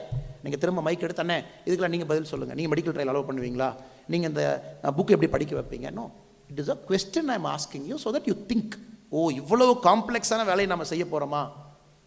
அதனால்தான் திரும்ப திரும்ப என்னுடைய ஒரே வாதம் என்பது, ஐஏஎஸ் அதிகாரிகள் அனைவருமே தங்களுடைய வேலையை எந்த பொலிட்டிக்கல் மாஸ்டருக்கும் பயப்படாமல் கரெக்டாக செஞ்சுருந்தாங்கன்னா 2047 வரை நம்ம காத்திருக்க வேண்டிய அவசியம் இல்லை. ஃபினாமினலாக இருக்காங்க. அதே நேரத்தில் ஜெயிலுக்கு போகிறவங்களும் வருஷத்துக்கு நம்ம 50 பேர்த்த பார்க்குறோம். சீனியர் செக்ரட்டரி 600 கோடி ரூபாய் சொத்து, கணவர் கைது, மனைவி கைது. அவங்க நான் போன நீங்களும் ஐஏஎஸ் ஆகலாம்ல கூட சொன்னேன், இந்த எத்திக்ஸ் பேப்பரில் ஆல் இந்தியா டாப்பர் பணிக்கு சேர்ந்து 3 ஆண்டுகளில் கைது ராஜஸ்தானில். இதெல்லாம் நம்ம பேப்பரில் பார்க்கும் பொழுது நமக்கே ஒரு விதத்தில் சங்கடம் ஏற்படுகிறது. அந்த பிகினர் ஸ்பிரிட் எங்கே போச்சு? எதற்காக நண்பர்கள் சிவில் சர்வீஸ் சேர்ந்து ஒரு அற்புதமான வாய்ப்பை இழக்கிறாங்க? நாட்டை மாற்றக்கூடிய அந்த தலையெழுத்து அவர்கள் கையெழுத்தில் இருக்கும் பொழுது எதற்காக செய்யலை அப்படின்னு. இதை போன்ற பல வேலைகளை நீங்கள் செய்ய போகின்றீர்கள், தொடர்ந்து செய்வீர்கள். இதில் தான் மாற்றம் வருமோ தவிர மாற்றம் என்பது வேறு எங்கே இருந்தும் வரப்போவது கிடையாது. அதிலும் இதை போகிற ரொம்ப முக்கியமான முடிவுகள் நீங்கள் எடுப்பீங்க. ரொம்ப முக்கியமான பிடி காட்டன் அலோவ் பண்ணுமா, அலோவ் பண்ணக்கூடாதா? அதற்கு என்னுடைய அன்பான வேண்டுகோள் என்பது, எக்ஸ்பேண்ட் யுவர் மைண்ட். இது ஒரு சாதாரண பரீட்சை. இந்த பரீட்சையில் இதுதான் ப்ரிஸ்கிரைப்டு டெக்ஸ்ட் புக்கு. இங்கே பார்த்தீங்கன்னா நம்ம கொடுத்துருக்கோம், இன்றைக்கி பேப்பரோட உங்களுக்குலாம் அந்த காப்பி வந்திருக்கு. ஸோ இதில் எல்லா மைக்ரோ சிலபஸ், மேக்ரோ சிலபஸ் எல்லாமே கொடுத்துருக்காங்க. ப்ரிஸ்கிரைப்டு சிலபஸில் நம்ம இதை நம்ம பார்க்க போகிறோம். இதில் நம்ம பாஸ் பண்ணால் போதுமா அப்படிங்கிற மைண்ட் செட்டிலேருந்து நீங்கள் வெளியே வரணும். அனைத்தையுமே விருப்பப்பட்டு கற்றுக்கொள்ள ஆரம்பியுங்கள். என்ன விஷயம் நடந்தாலும் கூட உங்கள் மைண்ட் அது தூண்டணும். சில பேர் இப்போ எக்ஸாம் எழுதியிருக்கலாம், சில பேர் 2 அட்டம் கொடுத்துருக்கலாம், சில பேர் அடுத்த வருஷம் எழுதலாம், சில பேர் எழுதலான்னு வந்திருக்கலாம். இந்த அரங்கில் சில பேர் எட்டி பார்க்கலான்னு கூட வந்திருக்கலாம். அது ஏதோ ஒரு நடத்துகிறாங்கப்பா, உள்ளே போய் பார்த்துட்டு வரும், நமக்கு அந்த ஐஏஎஸ் ஐபிஎஸ் செட் ஆகுமான்னு நம்ம போய் பார்க்கலாம் அப்படின்னு கூட சில பேர் வந்திருக்கலாம். ஆனால் ஒருத்தர் ஒரு மைண்ட் செட்டில் இருக்கீங்க. நீங்கள் எப்படிப்பட்ட வாழ்க்கை பாதையில் இருந்தாலும் கூட, நான் ஆகுவேன் அப்படின்னு இருந்தாலும் சரி, நான் ஆகலாம் என்று இருந்தாலும் சரி, நான் ஆகுவேனான்னு பார்க்குறக்கு வந்திருக்குன்னு இருந்தாலும் சரி, எக்ஸ்பேண்ட் யுவர் மைண்ட். எல்லா விஷயங்களையும் உன்னிப்பாக கவனிக்க ஆரம்பி. எதையும் ஒரு சாதாரண போராட்டமாக பார்க்காது. இன்னைக்கு புதுக்கோட்டையில் இறையூரில் ஒரு கிராமத்தில் அங்கே இருக்கக்கூடிய ஒரு டேங்க்கில், ஒரு வாட்டர் டேங்க்கில் மனிதன் மலத்தை கலந்திருக்கின்றார்கள் என்றால் அது சாதாரண லா அண்ட் ஆர்டர் பிரச்சனையாக ஒரு சிவில் சர்வெண்ட் பார்க்கக்கூடாது. It's a very deep sociological problem. அதெல்லாம் தாண்டி லா அண்ட் ஆர்டர். 4 போலீஸ்காரங்க வந்தாங்க, யாரோ 2 பேர்த்து அரெஸ்ட் பண்ணாங்க, சிபிசிஐடிக்கு அதை ட்ரான்ஸ்ஃபர் பண்ணாங்க. உங்கள் கேள்வி பதில்கள் அப்படி இருக்கவே கூடாது. ரொம்ப டீப் சோஷியாலஜிக்கல் ப்ராப்ளம். சுதந்திரம் கிடைத்து 75 ஆண்டுகள் கழித்து இது ஏன் நடக்குது? இந்த காஸ்ட் ஃப்ராக்சர், ஃபால்ட் லைன் ஏன் இருக்குது? இதை எப்படி சரி பண்ண முடியும் என்கின்ற அளவுக்கு உங்களுடைய மைண்டு ஒரு இஷ்யூவும் டீப்பாக போகணும். அதே போல் சென்னையில் வள்ளுவர் கோட்டத்தில் செவிலியர்கள் உண்ணாவிரத போராட்டம் இருந்தார்கள் என்பது செய்தி. ஆனால் சிவில் சர்வெண்ட்டுக்கிட்ட மத்திய அரசு, மாநில அரசு எதிர்பார்ப்பது செய்தி துளிகளை கிடையாது, உங்களுடைய அனலிசிஸ். எதற்கு இருந்தாங்க, ஏன் இருந்தாங்க, இதனுடைய மாரல் கால் என்ன? அரசு 2300 பேர்த்துக்கு வேலை போட்டு கொடுத்தா சம்பளம் எவ்வளோ கொடுக்கணும், பென்ஷன் பெனிஃபிட்ஸ்லேருந்து எவ்வளோ பணம் வெளியே போகுது, இந்த கவர்மெண்ட் அந்த கால் எடுக்கணுமா? Is it a morally justifiable call? சமுதாயத்திற்கு ஒரு கடமை இருக்கா? அந்த 2300 பேர்த்துக்கு பதில் கொடுக்க வேண்டிய கடமை சமுதாயத்துக்கு இருக்கா? இந்த கேள்விகள் நீங்கள் கேட்கணும். அதனால தான் எக்ஸ்பேண்ட் யுவர் மைண்ட் என்கின்ற வார்த்தையை பார்த்தேன். எந்த கேள்வி, எந்த பதிலை எங்கே நீங்கள் பார்த்தாலும் கூட கரண்ட் அஃபேர்ஸ், ஏன்னா அதுதான் உங்கள் குவாலிட்டி ஆஃப் ஆன்சர்ஸ் ரிஃப்ளெக்ட் ஆகும். GS4ங்களா சார்? GS4 எத்திக்ஸ், அதுலாம் நீங்கள் எழுதுறீங்க, அதில் உங்கள் குவாலிட்டி ஆஃப் ஆன்சர்ஸ் ரிஃப்ளெக்ட் ஆகும். அதை பார்க்கும் பொழுதே ஒரு எக்ஸ்ட்ரா ஒரு 5 மார்க் இந்த பாப்பாவுக்கு போடலாம், இந்த பையனுக்கு போடலாம். அவங்களுக்கு தெரியாது ஆனா பெண்ணா என்று தெரியாது. எல்லாம் அந்த பேப்பரை கிழிச்சு மேலே ஒரு ரேண்டம் மார்க்கிங் நம்பர் போட்டிருப்பாங்க. So nobody knows whether you're a male, you're a female, you're a south, you're a north, யாருக்கு எந்த ஐடியாவும் இருக்காது. பேப்பர் ரேண்டமாக போயிட்டுருக்கும். பட் அந்த ப்ராசஸில் உங்கள் பேப்பர் தனித்து நிற்கணும் அப்படின்னு நீங்கள் பார்த்தீங்கன்னா உங்கள் ஆன்சர்ஸில் அந்த குவாலிட்டி ஆஃப் ரைட்டிங் இருக்கணும். அந்தளவுக்கு டீப்பாக நீங்கள் ஒரு விஷயத்தை அனலைஸ் பண்ணியிருக்கணும், ரொம்ப டீப்பாக உள்ளே போயிருக்கணும். எப்பவுமே கொடுக்குற அட்வைஸுங்க, எனக்கு தெரிந்தவரை நண்பர்களுக்கு நான் சொல்லுவேன், இந்த பரீட்சையை பிஆல் அண்ட் எண்டால் எடுத்துக்காதீங்க. இதுதான் நம் வாழ்க்கையை தீர்மானிக்க போகின்ற பரீட்சைன்னு தயவு செஞ்சு எடுத்துக்காது. It is just another exam, just another exam. இந்த எக்ஸாமில் நான் ஃபெயில் ஆகிட்டேன், நான் டிஜெக்ட் ஆகிட்டேன். நேச்சுரலி 6 லட்சம் 7 லட்சம் பேர் எழுதும் பொழுது 900 பேர்த்துக்கு அந்த வாய்ப்பு. ப்ரிலிம்ஸ் எழுதி, மெயின்ஸ் எழுதி, இன்டர்வியூ போய் லாங் ப்ராசஸ். ஏன்னா மற்ற பரீட்சையை விட சிவில் சர்வீஸ் பரீட்சையில் ஏமாற்றம் ஜாஸ்தி. அது போய் நான் உங்களுக்கு சொல்வது என்னுடைய கடமை. மிச்ச பரீட்சை ஒரு நாள் பரீட்சை, ஒரு நாள் பரீட்சை. அந்த பரீட்சை எழுதுறீங்க, ஒரு நாள் போய் கேட் எழுதுறீங்க, இன்னொரு எக்ஸாம் எழுதுறீங்க. ரிசல்ட் கூட இப்போல்லாம் 48 மணி நேரம் 4 நாளில் கொடுத்துட்றாங்க. அதை பார்க்குற சரி போய் அடுத்த வேலையை பார்த்துக்கலாம். பட் சிவில் சர்வீஸை பொறுத்த வரைக்கும் உங்களுடைய வாழ்க்கையை முழுவதுமாக பணயம் வைத்து இந்த பரீட்சை எழுதுறீங்க. அதை நீங்கள் புரிஞ்சுக்கணும். கரெக்டு தானேங்க? ஒரு வருஷம் முழுமையாக அதற்கு ஃபுல் ப்ரிப்பரேஷன், அப்புறம் ப்ரிலிம்ஸ், அதை பாஸ் பண்ணி மெயின்ஸில் இவ்வளவு பேப்பர், அதையெல்லாம் தாண்டி இன்டர்வியூங்கிறது தொட்டுவிடும் தூரம் இருக்கிறது. அப்படிங்கிற மாதிரி கிட்ட வந்து அந்த டோரை கை பிடிச்சிட்டு தான் இன்டர்வியூக்கே போகிறீங்க. ஒரு சீட்டுக்கு 5 பேர் 4 பேர் எவ்வளோ கூப்பிட்றாங்க தெரியல. 5 பேருங்களா சார்? 3 பேர். இப்போ வந்து பார்த்தீங்கன்னா ஒரு சீட்டுக்கு 3 பேர், 950 பேர் இருக்காங்கன்னா 2850 பேர்த்த கூப்பிட்றாங்க. அவ்வளோதான். உங்களுக்கு தெரிஞ்சிடும், ஐயோ பக்கத்தில். அதுதான் ஹையஸ்ட் ப்ரெஷர். ஹையஸ்ட் ப்ரெஷர் வந்து வந்துட்டோம்னு தெரிஞ்சதுக்கப்புறம் தான் அந்த ப்ரெஷர் எங்கேயோ இருந்து வரும். நீங்கள் போய் பதில் சொல்லணும்னு உட்காந்திங்கன்னா வாய் திறக்கும், ஆனால் பதில் வராது, காற்று மட்டும் வரும். ஆஹா, இதுக்கு தெளிவான பதில் வச்சுருக்கேனே, எனக்கு தெரியுமே, நான் அதை சொல்கிறதுக்கு வந்திருக்கேன்னா அப்படியே அந்த பதட்டம். பிபி வந்து பார்த்தீங்கன்னா சாதாரணமாக உங்கள் வீட்டில் உங்கள் பிபிங்கிறது 120 80 இருக்கும். அந்த இன்டர்வியூவும் போது அது ஒரு 40 பாயிண்ட் மேலே ஓடிடும், 165 இருக்கும். அந்த போர்டு ஒரு 2 கேள்வியில் உங்களை சங்கடப்படுத்திட்டாங்க, ஒரு 2 கேள்வியில் உங்களுக்கு கொஞ்சம் அன்கம்ஃபர்டபுள் ஆயிடுச்சுன்னா 185க்கு ஷூட் ஆயிரும். பிபி 185க்கு ஷூட் ஆயிடுச்சுன்னா பிரெயின் ஷட் டவுன் ஆயிரும். ஏன்னா பாடி அதை ப்ரிசர்வ் பண்ணும், ஏன்னா பிரெயினில் ஸ்ட்ரோக் வந்துடும். ஃபிசியாலஜி பார்த்தீங்கன்னா 180 160 70 80க்கு போகும்போது பிரெயின் ஷட் டவுன் ஆகும். அப்போ நீங்கள் திங்கிங் ப்ராசஸை இழந்துருவீங்க. அதுதான் ப்ரெஷர்னு நம்ம சொல்கிறோம். வாழ்க்கையில் நாம் ஐயோ ப்ரெஷர் ஆயிடுச்சு சார், எல்லாமே படித்தேன், என்னால் எழுத முடியல, எல்லாம் எனக்கு தெரியும், ஆனால் அந்த மெயின்ஸ் பேப்பரில் போய் அந்த கடைசி அரை மணி நேரம் சொதப்பிட்டோம் சார். நம்ம குழந்தைகள் அடிக்கடி சொல்கிற ஒரு வார்த்தை சொல்கிறீங்களா, நிறைய பேர் சொல்கிறீங்களா, எல்லாம் தெரிஞ்சது சார், அந்த இன்டர்வியூ போனேன், அந்த போர்டு கொஞ்சம் அன்கம்ஃபர்டபுளாக இருந்தாங்க, அவங்க சீர்ற புலி மாதிரி ஒரு 2 கேள்வி நான் அப்செட் பண்ணிட்டாங்க சார், பதில் சொல்லானாலும் இதெல்லாம் உங்களுக்கு நடக்கும் நடக்கும் நடக்கும். 100 பேர் போனீங்கன்னா 80 பேர் இதை வெதி வந்து சொல்லுவீங்க. அதை எப்படி நீங்கள் சரி பண்ண போகிறீங்க அப்படிங்கிற கேள்வியும் இந்த ப்ரிப்பரேஷனோட சேர்ந்து வரணும். அது இந்த புத்தகத்தில் இல்லை. அதை நம்ம கிங் மேக்கர்ஸ் ஆனால் எழுத முடியாது, ஏன்னா புத்தகமாக எழுத முடியாது. மெயின்ஸ் போகும் பொழுது இப்படி இருக்க வேண்டும், காலையில் யோகா செய்ய வேண்டும், மூச்சு பயிற்சி செய்ய வேண்டும் அப்படின்னு எழுத முடியாதுங்க. ஏன்னா இது ஒரு மனிதனுக்கு தனித்தன்மை, நீங்கள் தனியாக அதை டேக்கிள் பண்ணணும், அது உங்கள் வாழ்க்கையை ரிஃப்ளெக்ட் பண்ணும்.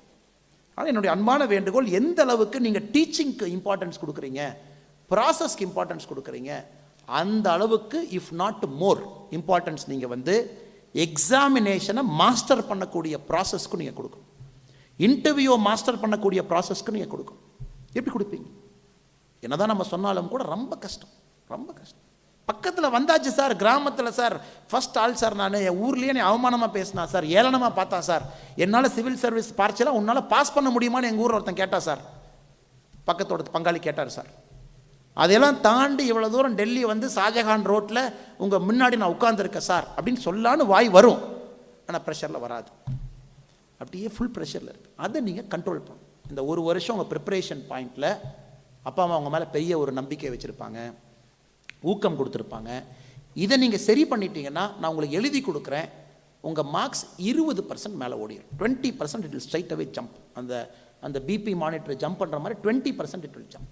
ஏன்னா மெயின்ஸ் எக்ஸாமினேஷன் கூலாக எழுதுவீங்க, ப்ரிலிம்ஸ்லேயும் போய் டென்ஷன் ஆக மாட்டேங்க. ஐயோ 2 கேள்வி ஒரே மாதிரி இருக்கே, ஆன்சர் ஆப்ஷன் ஒரே மாதிரி இருக்கே, காயா பழமாக போட்டு பார்த்துடலாமா, கடைசியில் ஒரு 10 கேள்வி தான் இருக்குது, 5 அடிச்சுட்டு வரும், ஆனதாகட்டும், குலதேவா சாமி பார்த்துக்க, கருப்பு சாமி கடை வெட்டிடுறேன், 5 கேள்வியில் 3 பாஸ் பண்ணால் வெளியே வந்துடுறேன். வேறு வழி இல்லை. நீங்கள் ப்ரெஷரில் இருக்கும்போது என்ன யோசிப்பீங்க நீங்கள்? நான் ஒரு பக்கம் கிங் மேக்கர்ஸ் ஐஏஎஸ் அகாடமி சொல்லியிருப்பாங்க, போன வருஷம் கட் ஆஃப் பாயிண்ட் 91 ராஜா. ஏன்னா நீங்கள் வெளியே வர்ற வரைக்கும் தெரியாத அந்த பேப்பர் ஈஸியாக டஃப்பான், வெளியே வந்தால் தான் சொல்லுவான், டே அந்த டஃப் பேப்பரா நீ 80 வாங்கினாலும் நீ ஜெயிச்சிருக்கலாம். வெளியே வர்றது வந்தால் தானே சொல்கிறாங்க, உள்ளே யாரும் சொல்ல மாட்டாங்களே டஃப் பேப்பர்னு. அந்த பேப்பரில் டஃப்புங்கிற வார்த்தை எங்கேயுமே எழுதலையே.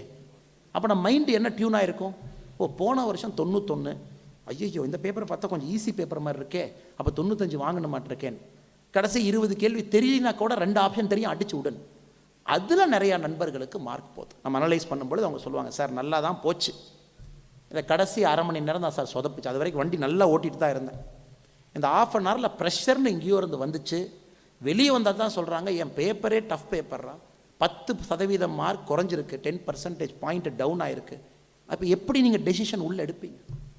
காமாக, கம்ஃபர்டபுளாக, ப்ரெஷரை உங்களுக்கு விடாமல், படித்தது சொல்லக்கூடிய விஷயம். ஏற்கனவே சொன்னது போல் நீங்கள் சும்மா செக் பண்ணி பாருங்கள். 165 பிபியை சும்மா நீங்கள் நாளை காலையில் ஏற்றி பாருங்கள். நீங்களே டென்ஷன் ஆகிக்கிங்க ஒரு இடத்துல. அந்த பிபியில் உங்கள் பிரெயின் வேலை செய்தான்னு ஒரு ஜேர்னலில் நீங்கள் எழுது. 100% உங்கள் பிரெயின் வேலை செய்யாது. ஏன்னா பிரெயின் வில் ஷட் டவுன். ஏன்னா பிரெயினை பாதுகாக்கணும். ஸ்ட்ரோக் வந்துடும், பிரெயினில் இருக்கிற நரம்பு குழாய் வெடிச்சிடும். அதனால் பிரெயின் ஷட் டவுன் ஆகிக்கும். தம்பி பிபி அதிகமாகிடுச்சு, என் பக்கம் வந்துடாத, பிபியை குறைச்சிட்டு நீ உள்ள பிளட்டை விட்டு நான் யோசிச்சு சொல்கிறேன் அப்படின்னு. இது ஹியூமன் அனாட்டமி, நீங்கள் எதுவும் பண்ணவே முடியாது. அதனால் என்னுடைய அன்பான வேண்டுகோள், மாஸ்டர் திஸ் ப்ராசஸ்.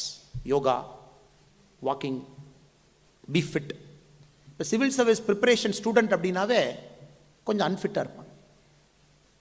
நல்ல வாக்கிங் போக டைம் இல்லை சார். அது யார் சார் கேட்குறீங்க? டெல்லியில் அந்த குளிரில் யார் சார் இறங்கி நடப்பா? சென்னையிலேயே எங்கே சார் படின்னு 2 மணிக்கு தான் தூங்கினேன், காலங்காலத்தில் 7 மணிக்கு கிளாஸ் வச்சிடறானுங்க, அங்கே போயிட்டு எங்கே சார் வாக்கிங் எல்லாம் போகிறது? நிறைய குழந்தைங்க சொல்லுவாங்க. பட் நான் சொல்லுவேன், இல்லை தம்பி, நீங்கள் ஒரு இன்டர்வியூ போகும்பொழுது ஸ்மார்ட்டாக ட்ரிம்மாக ஒரு சூட்டு ஒரு கோட்டு போட்டு போய் உட்காந்தா பார்த்தாவே ஒரு 10 மார்க் கொடுக்கலான்னு அந்த இன்டர்வியூ போர்டுக்கு இருக்கும். அதனால் நீங்கள் ஃபிட்னஸ்ங்கிறது சிவில் சர்வீஸ் ப்ரிப்பரேஷன் டைமில் விட்டுறாதீங்க. B fit. அதுக்கு நீங்கள் 1 மணி நேரம் செலவு பண்ணால் கூட, brothers and sisters, it is an investment.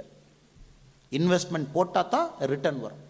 பேங்க்கில் படமே போடாமல் நம்ம ஐயாவுக்கு ஃபோன் பண்ணி, பூமிநாதன் ஐயாவுக்கு ஃபோன் பண்ணி, அண்ணே ரிட்டர்ன் எப்பனே வரும்னா பூமிநாதனை ஃபஸ்ட்டு கேட்பார், என் தம்பி பேங்க்கில் பணம் போட்டியான்னு. இதெல்லாம் பேங்க்கில் பணம் போடுறது. ஒரு யோகா காலைல 1/2 மணி நேரம், நல்ல உணவு, மைண்டை வந்து கண்ட்ரோல் பண்ணி ட்ரெயின் பண்ணி பாசிட்டிவான விஷயத்தில் மட்டும் வச்சுருக்கிறது. காலையில் ஒரு 1/2 மணி நேரம் வாக்கிங்னாவது வாக்கிங். பேசிக்காக கொஞ்சம் உடம்பை வந்து ஒரு சிவில் சர்வெண்ட் தகுதிக்கு பக்குவப்படுத்தி வைக்கிறது. இதையெல்லாம் நீங்கள் செய்ய செய்ய, இதெல்லாம் சின்ன சின்ன விஷயங்களுங்க, எல்லாம் small things. But small things matters. ஏன்னா எனக்கு ஞாபகம் இருக்குது, நான் கேட் பரீட்சை எழுத போனாங்க. கேட்டுங்கிறது அந்த ஐஏஎம்க்கு காமன் அட்மிஷன் டெஸ்ட்னு ஒன்று இருக்கும். என் மாஸ்டர் சொன்னார், தம்பி குளுக்கோஸ் எடுத்துகிட்டு போயிருப்பா அப்படின்னு. நான் கேட்டேன், குளுக்கோஸில் எதுக்கு சார்? நான் என்ன போய் பாக்ஸிங்காக பண்ண போகிற, ஒரு எக்ஸாம் தான், 3 மணி நேரம் எழுதிட்டு வந்துடுறேன். அவர் சொன்னார், எதுக்கு ஒரு குளுக்கோஸ் பாட்டில் எடுத்துகிட்டு போ, அதில் ஒரு விஷயம் இருக்குது, நீ வந்ததுக்கப்புறம் சொல்லுவேன். போனதுக்கப்புறம் தான் தெரிஞ்சதுங்க, பயங்கர டஃப் பேப்பர். அந்த மேக்ஸ் எல்லாம் போட்டு குவான்டிடேட்டிவ் ஆப்டிடியூட் போட்டு 1 மணி நேரத்துலேயே பார்த்தீங்கன்னா பிரெயினில் இருக்கிற எல்லா குளுக்கோஸும் ட்ரெயின் ஆயிடுச்சு. லிட்ரலி உங்களுக்கு எல்லாம் ட்ரெயின் ஆயிடுச்சுன்னா உங்கள் பிரெயின் ஓவர் திங்கிங்கில் இருக்குது. என்னப்பா இந்த சம் இப்படி, இந்த மேக்ஸ் இப்படி, இந்த மேக்ஸ் இப்படி, இந்த கர்வ் இப்படி இருக்கே, கிராஃப் இப்படி இருக்கேன். அப்போ அவர் சொன்னது ஞாபகம் வந்துச்சு, ஓ இதுக்கு தான் குளுக்கோஸ் எடுக்க சொல்லியிருக்காரு, பாடிக்கு எக்ஸ்ட்ரா ஃபீடு பண்ணணும். ஏன்னா your brain glucose is completely utilised. Your body is converting that energy very fast. குளுக்கோஸை வந்து எனர்ஜியாக மாற்றிக்கிட்டு இருக்கு வேகமாக. சின்ன விஷயம், பட் அதனால தான் அன்றைக்கி நான் கேட்ட கிராக் பண்ணேன். ஒரு சின்ன விஷயம் சொன்னேன், பாட்டில் எடுத்துகிட்டு போய் பாரு, உனக்கு பயன்படும். அதை எடுத்து ஒரு 4 சிப்பு குடித்தோம்னா அப்போ ஒரு காமாச்சு, கொஞ்சம் பிபியும் குறைஞ்ச மாதிரி இருந்தது. இதை வந்து நீங்கள் இழந்து விடக்கூடாது என்பது என்னுடைய நம்பிக்கை. இதையும் நீங்கள் பார்த்துக்குங்க. என்னதான் நீங்கள் பெரிய பெரிய புத்தகங்கள் படிக்கிறீங்க, ப்ரிப்பரேஷன் பண்ணுறீங்க, மார்க் டெஸ்ட் கொடுக்குறீங்க, அதுக்கு ரிசல்ட் வருது, அதை 4 பேர்த்து உட்காந்து டிஸ்கஸ் பண்ணுறீங்க, குவாலிட்டி ஆஃப் ஆன்சர் ரைட்டிங்கை இம்ப்ரூவ் பண்ணிட்டீங்க, ரொம்ப செதுக்கிட்டீங்க உங்கள் paper. But this is more important. 20% your mark will jump when you do the process well. இதை வந்து நீங்கள் வந்து, அதனால தான் பார்த்தீங்கன்னா கிரிக்கெட்டர்ஸ் எல்லாம் இந்த காதில் இயர்ஃபோன் போட்டுக்கோங்க. சமீபத்தில் சச்சின் ஒரு இன்டர்வியூவில் சொல்லியிருந்தார், இந்த காதில் இயர்ஃபோன் போட்டுக்கிறது உலகத்திலிருந்து என்னை தனியாக ஒரு தனி உலகமாக மாற்றுவதற்கு. நான் ஹோட்டல்லேருந்து கிளம்போதே காரில் இயர்ஃபோன்ஸ் எல்லாம் போட்டுட்டு வந்துடுவேன். இல்லாட்டி சச்சின் சச்சின் 4 பேர் கத்துவாங்க. சச்சின் சச்சின் கத்துனா நமக்கு பிபி அதிகமாகிடும். ஏன்னா சச்சின் சச்சின் கத்துறான், நம்ம இன்றைக்கி போய் 100 போடலினா மான மரியாதை போயிடுமாட்டிருக்கு, அப்போ நம்ம 100 ரன் இன்றைக்கி அடிச்சே ஆகணும் அப்படின்னு. நீங்கள் உள்ளே போகும்பொழுதே பிபியில் போவீங்க. ஸ்டேடியமில் வேறு 1 லட்சம் பேர் சச்சின் சச்சின் கத்துறான். சச்சின் அவங்க வந்து செஞ்சுரி அன்றைக்கி அடிக்கலினா இந்தியாவே காணாமல் போயிருங்கிற மாதிரி அந்த கோஷம், அதில் வேறு இவர் போகணும். ரொம்ப ரொம்ப அற்புதமாக பேசியிருந்தார். இந்த பெப்சிகோனுடைய முன்னாள் இந்தியா சிஇஓ சிவகுமார் அப்படின்னு ஒரு புக் எழுதியிருந்தார், ஹை பர்ஃபார்மன்ஸ் மைண்ட் செட் அப்படின்னு. அந்த புக்கில் சச்சினை பற்றி ஒரு சாப்டரை படித்தேன் சமீபத்தில். அப்போ தான் எனக்கே புரிஞ்சது, ஏன் இந்த கிரிக்கெட்டர்ஸ் எல்லாம், பெரிய பெரிய ஸ்போர்ட்ஸ் ஸ்டார்ஸ் எல்லாம் இந்த காதுக்கு ஏதோ மாட்டிக்கிறாங்க. நாம அவன் சீன் போடுறான் சார். இப்போ பார்த்தீங்கன்னா ஒரு கருப்பு கண்ணாடி போட்டால் கூட, அவன் என்ன சார் பகல்லையே கருப்பு கண்ணாடி போட்டு சுற்றிட்டு இருக்கான், அவன் பக்கத்துலேயே போயிடாதீங்க, அவன் பகல்லே கருப்பு கண்ணாடி போடுறான். இதெல்லாம் டிஸ்ட்ராக்ஷன் அவாய்ட் பண்ணுறேன். தென் அதையெல்லாம் தாண்டி நீங்கள் ஸ்டேடியம் போய் அங்கே நீங்கள் இயர்ஃபோன்ஸ் போட முடியாது. இயர்ஃபோன்ஸை கழட்டிட்டு தான் நீங்கள் பேட்டிங் கிரீஸுக்கு போகணும். அப்போ Sachin talks about is mind set. என் மைண்டை எப்படி ஒரு யோகி மாதிரி நான் வச்சுக்குவேன் அப்படி. யோகி மாதிரி சமநிலையோடு, மக்கள் திட்டினாலும் சரி கத்தினாலும் சரி, நீங்கள் சமநிலையாக அந்த கிரீஸில் போய் உங்கள் கார்டு எடுக்கிறீங்க. அப்போ தான் நீங்கள் ஒரு பாலையும் அந்த மெரிட்டில் ஆட முடியும். You can play each ball and it's merit. முதல் ஓவர் மெக்ரா போடுவான், பவுன்சர் போடுவான், 4th ஸ்டம்புக்கு போடுவான், ஸ்விங்கர் போடுவான். அப்போ மெக்ரா பாலை மெக்ராவுக்கு மரியாதை கொடுத்து அந்த பாலை ஆடணும். ஒரு 2-3 ஓவர் கழித்து ஒரு லூஸ் பால் வரும், அந்த பால் ஒரு சாத்தணும். ஸோ நீங்கள் எல்லா பாலையுமே அடிக்குங்கிற மைண்ட் செட்டில் போனீங்க ப்ரெஷரில் அப்படின்னா. அதனால தான் கிரிக்கெட்டில் சில பேர்லாம் பார்த்தீங்கன்னா ரொம்ப ஆச்சரியமாக இருக்குது. எல்லாருமே சூரியகுமார் யாதவ் இல்லை இல்லைங்க, அவன் வர்ற பால் இங்கே அடிக்கிறான் அங்கே அடிக்கிறான் 360 டிகிரி அடிக்கிறான். என்னையா அது ஃபிசிக்ஸையே வந்து நீ தப்புங்கிறியான்னு, ஒரு லா ஆஃப் கிராவிட்டியே ஒரு பேட்ஸ்மேன் தப்புங்கிறான். இங்கே வர்ற பாலத்துக்கு பின்னாடி அடிக்கிறான், பின்னாடியில் எப்படி அடிக்கிறான், 360 டிகிரியில் எப்படியா பால் போகும். பட் அவங்களாம் எக்ஸப்ஷனல். ஒரு 1,00,000 பிளேயரில் யாரோ ஒருத்தர் அந்த மாதிரி வர்றான். அதுவும் சூரியகுமார் யாதவ் சொல்கிறார், இந்த அளவுக்கு நான் விளையாடுறேன்னா என்னை 13 வருஷம் இந்தியன் டீமில் நீங்கள் செலக்டே பண்ணல, என்னை அனாதையாக விட்டுட்டீங்க 31 வயசு வரைக்கும். நான் போய் ஐபிஎல் ஆடி அங்காடி இங்காடி ஒரு 4 டீமில் ஆடி அங்கெல்லாம் கொஞ்சம் கொஞ்சமாக ப்ராக்டிஸ் பண்ணி 13 வருஷம் அந்த ஷாட்டை பெர்ஃபெக்ட் பண்ணுறதுக்கு எனக்கு 13 வருஷம் ஆச்சு. எனக்கு போனோடனே செகண்ட் பாலில் பின்னாடி முன்னாடி எல்லாம் அடிக்கிறேன். அதே தான் உங்களுக்கும். Preparation is just to perfect what you know. Prepare பண்ணுறீங்க. ஆனால் கொஞ்சம் லேட்டானாலும் கவலைப்படாங்க. எனக்கு தெரிஞ்ச சில சகோதரிகள் உள்ளே இருக்காங்க, 2-3 அட்டெம்ப்ட் ஆச்சு டெல்லியில், ஒன்றும் வரமாட்டேதுண்ணே, கொஞ்சம் கஷ்டமாக இருக்குது, அப்பா சைடில் ப்ரெஷரை நீங்கள் கொஞ்சம் ஃபோன் பண்ணி சொல்லுங்கண்ணே அப்படின்னு இருக்காங்க சகோதரிகள். இங்கே பக்கத்தில் அமர்ந்துருக்காங்க. எல்லாருக்கும் இருக்கிற பிரச்சனை தான். ஆனால் ஒரு வருஷமே உங்களை மெருகேற்றி இருக்கிற நீங்கள் நினச்சிக்கணும். Never take that is a negative. Each year you have perfected more. It just nearby, பக்கத்தில் வந்துட்டீங்க. It's a matter of time. 2-3 மார்க்கு தான் நீங்கள் ப்ரிலிம்ஸ் இழந்திருப்பீங்க. Mains it could be a matter of 50-60 marks. இன்டர்வியூலையும் it could be a matter of 10-20 marks. Overall it could be a matter of 2 marks. அது உங்கள் mind செட்டாக எப்பவும் இருக்கணும். எவ்ரி திங் உங்கள் மைண்ட் செட்டாக. யார் என்ன சொன்னாலும் இந்த நெகட்டிவை வெளியே வச்சிருங்க. ஏன்னா நீங்கள் கிளியராக இருக்கீங்க. நான் 5 வருஷம் இந்த எக்ஸாம் கொடுப்பேன், 3 வருஷம் கொடுப்பேன், 2 வருஷம் கொடுப்பேன். What ever is your goal, what ever is your goal. சில பேர் 2 இயர்ஸ் கொடுக்கலாம், சில பேர் 3 இயர்ஸ் கொடுக்கலாம், சில பேர் 5 இயர்ஸ் கொடுக்கலாம், சில பேர் 1 இயர் கொடுக்கலாம். அதிலிருந்து தயவு செஞ்சு டீவியேட் ஆகாதீங்க அப்படிங்கிறத நான் சொல்ல வரக்கூடிய கருத்து. 2 அட்டெம்ப்ட் கொடுத்த உடனே நமக்கு இது ஆகாதுப்பா, ஆனால் நீங்கள் வரும்பொழுது 4 அட்டெம்ப்ட்னு யோசிச்சிருக்கலாம். Wait, be patient, be patient. ஏன்னா நீங்கள் என்ன 40 ஆண்டுகள் அந்த பதவியில் இந்தியா வாழணும். இன்னும் 1 வருஷம் எக்ஸ்ட்ரா கொடுக்குறக்கு என்னங்க பிரச்சனை? You come very close. கான்ஸ்டியூஷனை படிச்சிட்டேன் சார், ரன் டைம் படிச்சிட்டேன், ஜாகிரஃபி ரன் டைம் படிச்சிட்டேன், ஹிஸ்ட்ரி ரன் டைம் படிச்சிட்டேன், எல்லாம் படிச்சிட்டேன், பட் கொஞ்சம் மிஸ் ஆகுது. Then you have to see. Civil சர்வீஸில் இன்னொரு முக்கியமான விஷயம் நான் உங்களுக்கு சொல்ல நினைப்பது, trust everything but verify. Trust everything but verify. உங்கள் மனசாக இருந்தாலும் வெரிஃபை பண்ணுங்க. ஒரே விஷயத்தை திரும்ப திரும்ப செஞ்சால் வெற்றி கிடைக்காதுங்க. ஆல்பர்ட் ஐன்ஸ்டீன்ட்ட போய் ஒருத்தர் கேட்டாங்க, சார் அந்த முட்டாளுக்கு ஒரு விளக்கம் கொடுங்க அப்படின்னு. ஐன்ஸ்டீன் கொடுத்த விளக்கம் தான் என்னை பொறுத்த வரைக்கும் பெஸ்ட் எக்ஸ்பிளனேஷன் இது வரைக்கும். He said, a fool is a person who does the same things again and again and expect a different result every time. முட்டாளுங்கிறது யாருன்னா, ஒரே விஷயத்தை ஒரே மாதிரி திரும்ப திரும்ப செஞ்சு ரிசல்ட் மட்டும் வேற ரிசல்ட் வரும்னு எதிர்பார்க்க வந்தால் உலகத்திலே பெரிய முட்டாள் அப்படி. Something is not working for you, change it. எனக்கு இது வரல, எதிர்பார்த்த மார்க் வரல, நான் போட்ட ப்ரிப்பரேஷனுக்கு மார்க் டெஸ்ட்டில் மார்க் வரல. நீங்கள் உட்காந்து வெரிஃபை பண்ணணும் உங்கள் ப்ரிப்பரேஷன் ஸ்ட்ராட்டஜியில் என்ன பிரச்சனை, what is working, what is not working. ப்ரிப்பரேஷனில் பிரச்சனையா, இல்லை டிஸ்ட்ராக்ஷனா, இல்லை ஊரில் இருந்து மாமா கடை வெட்டுக்குவா, சித்தப்பா காது குத்துக்குவா, அந்த சித்தி புது வீடு புகுமனை புகு விழாக்குவா, அல்லது இவங்க வந்து கருப்பணசாமி கோயிலில் கிடா வெட்டுறாங்க, வந்து தலையை வெட்டித்தான் ஆகணும்னு இவர் கூப்பிட்றாரா, அப்போ இதுலேருந்து நம்ம வெளியே வரலாமா? எல்லாம் தப்பு பண்ணால் தாங்க தெரியும், தப்பு பண்ணாமல் நமக்கு தெரியாது.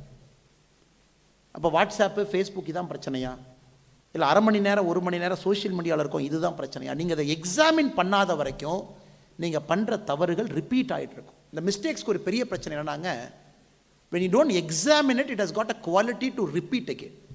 தவறு செய்வது இயல்பு, எல்லா மனிதனும் தவறு செய்யணும், தவறு செய்யாதுன்னா கடவுள்னு சொல்லிடும். ஆனால் அந்த மிஸ்டேக்கை நீங்கள் எக்ஸாமின் பண்ணலினா இது ரிப்பீட் ஆகும். சிவில் சர்வீஸில் நிறைய இடத்துல நம்ம பார்த்துருக்கோம். ஃபர்ஸ்ட் அட்டம் முடியல, செகண்ட் முடியல, தேர்ட் முடியல, ஃபோர்த்து முடியல, ஃபிஃப்த்து முடியல, சிக்ஸ்த்து முடியல, செவன்த்து முடியல. ஆண்டவன் அவங்களுக்கு இன்னொரு பெரிய விஷயத்தை வைத்திருக்கின்றார்கள், அது நமக்கு தெரியும். அதனால தான் அவங்களை சிவில் சர்வீஸ்க்கு எடுக்கல, ஆண்டவன் வெளியே வச்சிருக்கான். வேற ஒரு பெருசாக அச்சீவ் பண்ண போகிறாங்க. ஆனாலும் அவங்ககிட்ட போய் உட்கார்ந்து கேட்டிங்கன்னா ஒரே ப்ரிப்பரேஷன் ஸ்ட்ராட்டஜி ஸ்டைல் அடாப்ட் பண்ணியிருப்பாங்க, சேஞ்ச் பண்ணியிருக்க மாட்டாங்க. அதனால் உங்களுக்கு அந்த துணிவும் தைரியம் இருக்கணும். It is not working, change it, fix it, find a new methodology, find a new way. Preparation ஸ்ட்ராட்டஜியை மாற்ற பாருங்கள். 1 வருஷம் 2 வருஷம் வெயிட் பண்ணி பாருங்கள். தூங்குற டைமில் பிரச்சனையா, நீங்கள் லேட் நைட் தூங்கி காலையில் எழுந்திருக்கிறீங்க, உங்கள் கிட்டத்தட்ட உங்களுக்கு மார்னிங் ஒரு 4 ஹவர்ஸ் வேஸ்ட்டாக போகுதா, மைண்டு ஃப்ரெஷ் இல்லாதப்போ ஒரு விஷயத்தை படிக்கிறீங்களா, இதையெல்லாம் நீங்கள் கவனிக்கணும். இது அன்ஃபார்ச்சுனேட்டாக சொல்லிக் கொடுக்குறக்கு ஆள் இல்லை. நான் சிவில் சர்வீஸ் ப்ரிப்பரேஷன்னா நீங்கள் உங்களோட தான் இருக்கீங்க, யாருமே உங்களோட இருக்க முடியாது. நிறைய பேர் இப்போல்லாம் ஊரை விட்டு வெளியே போய் படிக்கிறீங்க, சென்னை, ஹைதராபாத், டெல்லி, பாம்பே, எங்கெங்கேயோ போய் படிக்கிறீங்க.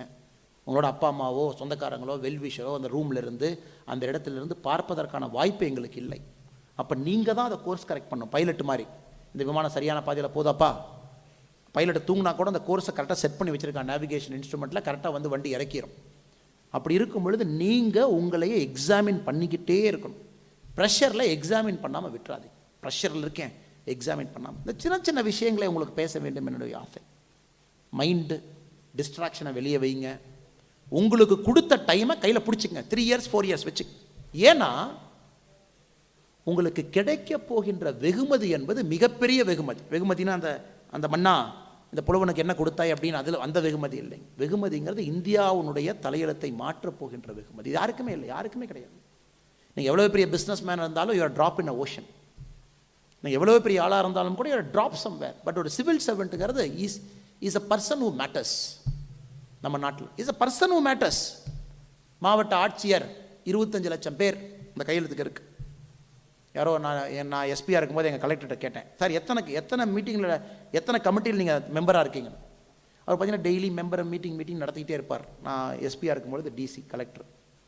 அவர் ஒரு நாள் கணக்கு போட்டு சொன்னார், எத்தனைன்னு தெரில, ஒரு நாள் எண்ணி சொல்கிறேன் அப்படின்னு. நான் கேட்டேன், எண்ணிட்டிங்களா, எத்தனை கமிட்டியில் இருக்கீங்க? 128 கமிட்டியில் இருக்கேன்ப்பா அப்படின்னார். ஒரு மாவட்ட ஆட்சியர் தமிழ்நாட்டில் 150 இருக்கலாம், கர்நாடகாவில் 130 இருக்கலாம், ஆந்திராவில் இடத்துல இருக்கலாம், 128 ஆவரேஜாக. அந்த என்ன கமிட்டின்னு எடுத்து பார்த்தீங்கன்னா பிறந்ததுலேருந்து ஒரு மனுஷன் இறக்கும் வரை எல்லா கமிட்டியிலும் இருக்கார்.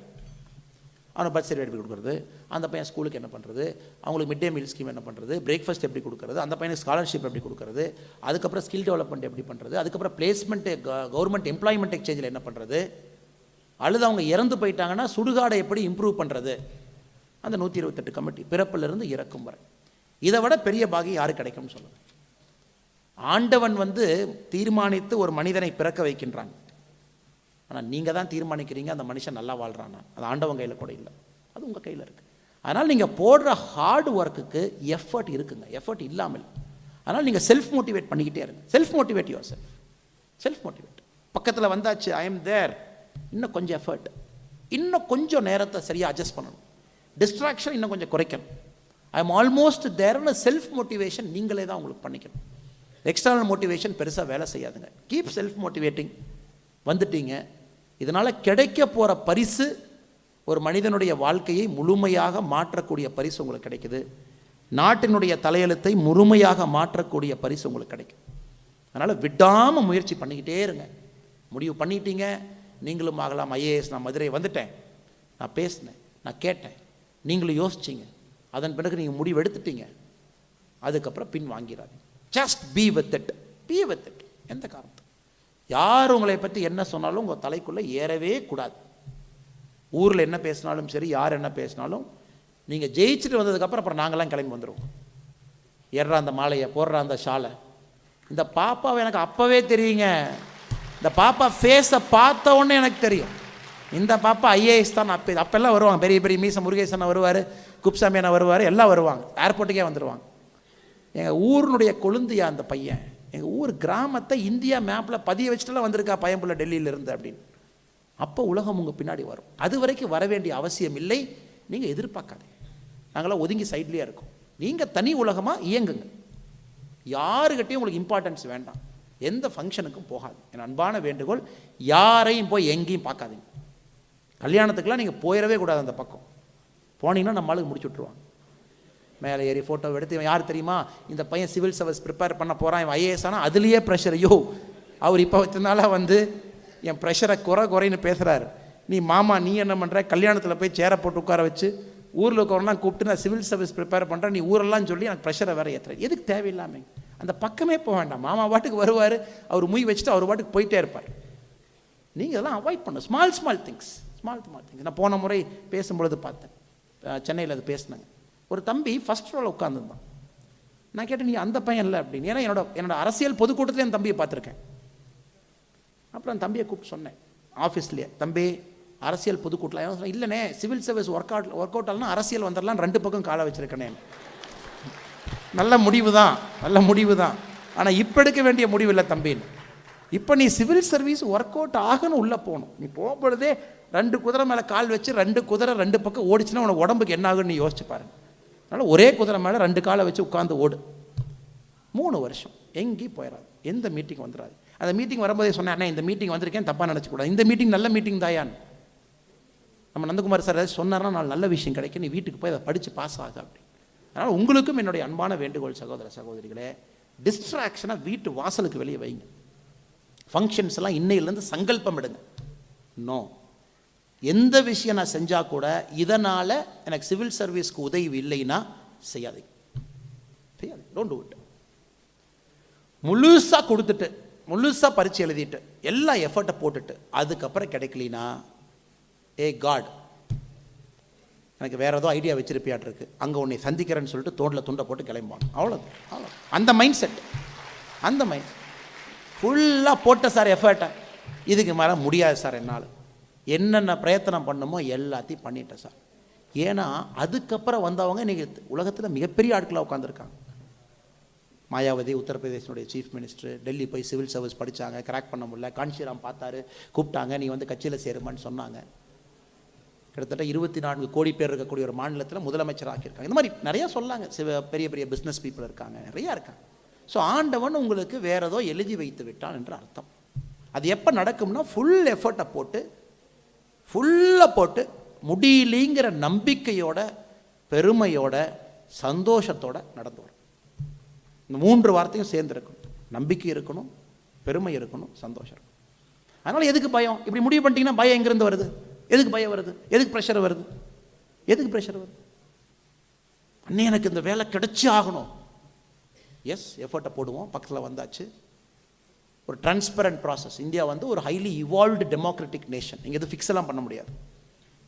அண்ணே எம்பிகிட்ட வந்து லெட்டர் வாங்கிட்டு வந்து கொடுத்துட்டு அப்படியே போட்டுருவீங்களானே ஒரு 10 மார்க் எக்ஸ்ட்ரா கிடையாது. Highly evolved democratic setup, check and balance. President of India, அந்த யூபிஎஸ்சிக்கு ஒரு சேர்மன், போர்டு மெம்பரு, எல்லா இடத்துலையும் வந்து செக் அண்ட் பேலன்ஸ் பண்ணி யார் பேப்பர் யாருக்கும் தெரியக்கூடாது. அதனால தான் இந்தியன் டெமோக்ரஸி. இப்போ பாகிஸ்தான்கார எங்கே இருக்கான்னு பாருங்கள். ஒரே நேரத்தில் 2 நாடு பிறந்துச்சு. நீ பாகிஸ்தான் எங்கே இருக்குன்னு பாருங்கள். அவனே துப்பாக்கி எடுத்து வச்சுக்கிட்டான், டே நீ எனக்கு பணம் கொடுக்கலாம் நான் சுட்டுக்குவேன் அப்படி. இதெல்லாம் புதுசாக இருக்குன்னு. அதாவது இத்தனை நாளாக வந்து துப்பாக்கியை நம்மளே காட்டி நீ பணம் கொடுக்கலாம் நீ சுற்றுவேன்னு பார்த்த சினிமா இருக்குது. முதல்ல ஒரு நாடு ஐஎம்எஃப்பை பார்த்து கேட்குது, நான் பாகிஸ்தானு ரொம்ப கஷ்டத்தில் இருக்கேன், நீ பணம் கொடுக்கல என்னை நானே சுட்டுக்குவேன். ஐஎம்எஃப் காரனும் போனால் போதும், இது உலகத்தில் யாருமே செய்யாது. இப்போ பாகிஸ்தான் செஞ்சு IMF tree, world bank tree பணம் வாங்கி அந்த நாட்டை நடத்திக்கிட்டு இருக்காங்க. கவர்மெண்ட் சர்வெண்ட்டை கொடுக்குறக்கே ஐஎம்எஃப் பணம் கொடுத்துட்ருக்கு. எப்படி இருக்கு பாருங்க. நாம் இன்றைக்கி எங்கே இருக்கோம்? 5வது பொருளாதார நாடு. உங்கள் கண் முன்னாடி 3வது நாடாக மாறப்போகுது 2047. ஒரு டெமோக்ராட்டிக் செட்டப்பில் இவால்வ் ஆகிருக்கும். பாகிஸ்தானில் சுதந்திரத்திற்கு பிறகு 27 பிரதம மந்திரிகள் வந்திருக்கின்றார்கள். ஒரு பிரதம மந்திரி கூட 5 வருஷ டேர்மை இது வரைக்கும் முடிக்கல. 5 வருஷம் யாருமே முடிக்கல. நம்ம இதில் பாருங்க. அதனால் நல்ல நாட்டில் நல்ல ஒரு சிவில் சர்வீஸ் செட்டப்பில் நல்ல ஒரு சிஸ்டத்தில் நீங்கள் இருக்கீங்க. எதையுமே நீங்கள் டவுட் பண்ண வேண்டாம். ப்ராசஸை மட்டும் நம்ப. ப்ராசஸ், எக்ஸாமினேஷன், அதை நான் எழுதுகிறேன், ஸ்கேலிங்னு மார்க்ஸ் எல்லாம் இருக்குது. நான் வேறு ஆப்ஷன்லாம் இருந்தால் கூட கொஞ்சம் ஸ்கேலிங் எல்லாம் போடுவாங்க, எனக்கு அதன் மூலமாக வாய்ப்பு இருக்குது அப்படிங்கிற நம்பிக்கையோடு உங்களுடைய பயணத்தை தொடருங்க. தைரியமாக இருங்க. 3 வருஷம் கழிச்சு 5 வருஷம் கழிச்சு ஒன்றுமே கிடைக்கலாம் கூட சந்தோஷமாக வாங்க. ஏன்னா உங்களுக்கு கிடைச்சிருக்கக்கூடிய நாலேஜ் வந்து அன்மேட்சபிள் நாலேஜ். அன்மேட்சபிள். நிறைய பேர் கேட்பாங்க, அண்ணாமலை என்னண்ணே நீங்கள் நல்லா பேசினாலும் சரி கெட்டதாக பேசுனாலும் சரி, ஆனால் எந்த கேள்வி கேட்டாலும் பதில் வச்சுருக்கீங்களே. நான் சிவில் சர்வீஸ் ப்ரிப்பரேஷன் கண்ட இதெல்லாம் படித்து டீ கடை பேப்பர்லாம் படித்து என்னவாக இருந்தாலும் நமக்கு ஒரு ஐடியா இருக்குது. ஓ இதுதான் இஷ்யூ. இதை வச்சு நம்ம வந்து சொல்லிடலாம் அப்படின்னு. Unmatchable knowledge. இது நேச்சுரலாகவே உங்களுக்கு அந்த மைண்டு ட்ரெயின் ஆகிருக்கும். எதாக இருந்தாலும் நீங்கள் ஒரு மாதிரி பார்ப்பீங்க. இதெல்லாம் உங்களுக்கு கிஃப்ட். இந்த ப்ராசஸே உங்களுக்கு சொல்லிக் கொடுத்துரும். அதனால் நீங்கள் அனைவருமே வெற்றியடைய வேண்டும். அதுதான் எங்கள் ஆசை, எங்கள் ப்ரேயர். ஆண்டவனுக்கு எங்களுடைய வேண்டுதல், நீங்கள் வந்திருக்கக்கூடிய ஒரு சகோதரரும் வெற்றி அடைந்து நாளைக்கு நீங்கள் ஏதாச்சும் பெரிய அதிகாரியாக இருப்பீங்க. நான் எங்கேயாச்சும் ரோட்டில் இருக்கிற பக்கத்தில் ஏர்போர்ட் போகும்போது சொல்லணும், சார் அன்றைக்கி நீங்கள் மதுரையில் பேசுனீங்களா, நான் தான் அப்படின்னு. தம்பி ரொம்ப சந்தோஷம், எனக்கு சிறப்பு. அதை கேட்கணும். அது எங்களுக்கு ஒரு ஆனந்தம், ஒரு பாக்கியம், எங்களுடைய பிறவி பயன்.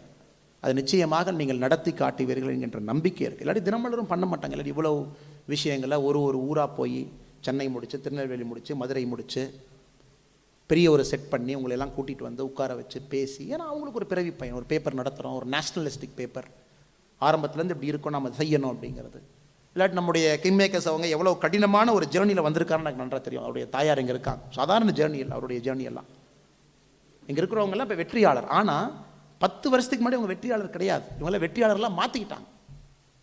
நான் ப்ரிப்பேர் பண்ண போனேன், கிடைக்கல. அப்போ தோல்வியாளர் தான். பேட்ச்மேட்டில் யாராச்சும் ஒருத்தவங்க பாஸ் ஆகிருப்பாங்க. ஆனால் இன்னைக்கு 100 கணக்கில் உருவாக்கி அப்படியே வண்டி அனுப்பிட்டு இருக்கிறாங்க. இந்த லிஸ்ட்டை பார்த்தாவே பாருங்கள், பெரிய பெரிய பேர்கள்லாம் அந்த லிஸ்ட்டில் போட்டிருக்காங்க. இப்போ வெற்றியாளர் தானுங்க. இவர் சிவில் சர்வீஸ் ஆயிருந்தா கூட ஒருத்தர் ஆயிருப்பார். இன்னைக்கு வருஷம் 100 பேர்த்து ட்ரெயினில், பஸ்ஸில், ஃப்ளைட்டில் அனுப்பிட்டு இருக்காரு. சின்ன கிராமம். அதுவும் மேடம் பினோ ஜெஃபைன், அந்த IFS officer, India's first visually challenge IPS officer, அந்த மாதிரி வித்தியாசமான மனிதர்களை எல்லாத்தையும் கொண்டு வந்து இன்னைக்கு ஹை சீட்டில் உட்கார வச்சிருக்காங்க. இது அனைத்தும் உங்களுக்கும் சாத்தியம். முழுமையாக நம்புங்க, நம்பிக்கையோடு இருங்க, பெசிமிஸ்டிக்காக இருக்காதீங்க, ஆப்டிமிஸ்டிக்காக இருங்க, நல்லதை மட்டும் பாருங்கள். யார் உங்களை பற்றி என்ன கிரிட்டிசைஸ் பண்ணாலும் கண்டுக்காதீங்க. ஏன்னா அது பதில் சொல்ல ஆரம்பிச்சிங்கன்னா டைம் அதுக்கே போயிடும். காலையிலேருந்து நைட்டு வரைக்கும் அதுக்கே பதில் சொல்லிகிட்டு இருக்கோம். நான் என்னுடைய இப்போ அரசியல் வாழ்க்கையில் காலையில் நம்ம டீம்கிட்ட கேட்பேன், எத்தனை பேர் என்னை திட்டிருக்காயா அப்படின்னு. எல்லாரும் உங்களை தானே திட்டுறாங்கன்னு. சரி, அதை திட்டுட்டும், பட் எத்தனை திட்டுக்கு மட்டும் நான் பதில் அளிக்கணும்னு சொல்லுங்கள். ஆனால் இதுக்கு பதில் அளிங்க, இதுக்கு பதில் அளிங்கன்னு பார்த்தீங்கன்னா முதல்ல அது 7 இருக்கும், அப்புறம் அது 5 ஆச்சு, அப்புறம் 3 ஆச்சு. இப்போ காலையில் நான் கேட்குறதே விட்டுட்டேன். ஊரே நம்மளை திட்டும்போது நாம் எதுக்கு போய் கேட்குறோம்? அவன் சோஷியல் மீடியாவில் திட்டுறான், இந்த கட்சிக்காரை திட்டுறான். ஏன்னா நம்ம ஒரு கொள்கை எடுத்திருக்கோம், அதில் பேசுகிறோம். சில பேர்த்துக்கு அதில் ஒரு கோபம் வரத்தான் செய்யும். அதே மாதிரி தான் நீங்களும். இது உங்கள் பயணம், உங்கள் வாழ்க்கை, நீங்கள் எடுத்த முடிவு, நீங்கள் செய்ய வேண்டும்னு நினைக்கிறீங்க. 4 பேர்த்துக்கு இது பிடிக்காம தான் இருக்கும், அதெல்லாம் நீங்கள் கண்டுக்கூடாது. பட் நீங்கள் ரியாக்ட் பண்ண ஆரம்பிச்சுன்னா there is no end to it. ஏன்னா ஒருத்தருக்கும் போய் ஜஸ்டிஃபை பண்ணோம். அண்ணே நான் ஏன் சிவில் சர்வீஸ் ப்ரிப்பரேஷன் போகிறேன்னானே இதானே காரணம். யாருக்கும் தேவையில்லைங்க. உங்கள் பாட்டு நீங்கள் ஜாலியாக படிங்க. யாரையும் இப்போ எங்கேயும் பார்த்து கூனி குறுக வேண்டாம். இல்லை 3 வருஷம் ஆச்சு, 2 வருஷம் ஆச்சு, உள்ளூரில் என்ன நினைப்பான், எதுக்குங்க நிமிர்ந்து நில்லுங்க. என்னங்க அதில் பயம்? நாளைக்கு நீங்கள் ஐஏஎஸ் ஆஃபீஸர் உடனே முதல் நான் தான் வருவேன். எனக்கு இந்த பாப்பாவை பார்க்கும் பொழுதே தெரியும் தமிழகத்தினுடைய எதிர்காலம் இந்த பாப்பாவுடைய கண்ணிலே தெரிகிறதுன்னு. நானுன்னா என்னை மாதிரி ஒரு 4 பேர் வருவாங்க மாலையோட வந்து, என்ன இந்த தம்பி பாருங்க அப்படின்னு. அதெல்லாம் நடக்கும். நான் எழுதி கொடுத்துட்டு போகிறேன், நடக்கும். உங்களுக்கு அது நடக்கத்தான் போகுது. அதனால் டோன்ட் வரி. கரெக்ட் பாத்தில் கரெக்டாக போகிறீங்க, நிச்சயமாக வெற்றி அடையணும். ப்ராசஸை கரெக்டாக பண்ணுங்கள், ப்ரெஷர் எடுத்துக்காதீங்க, ஃபிட்னஸை பார்த்துக்குங்க, நல்லா சாப்பிடுங்க, பாசிட்டிவான விஷயங்களை தேடி பாருங்கள். சரிங்களா? ஏன் கரெக்டாக சொன்னோன்னா இல்லை வேறு. அதனால் நிச்சயமாக நீங்கள், ஏன்னா முன்னாடி இருக்கிற எங்கள் மாவட்டத்தினோட தலைவர் என்னை அப்படியே மறைச்சு பார்த்துட்ருக்கார். ஆனால் நிச்சயமாக உங்களுக்கு என்னுடைய அன்பான வேண்டுகோள் என்னென்னா, நீங்கள் சாதிக்க போகின்றீர்கள்.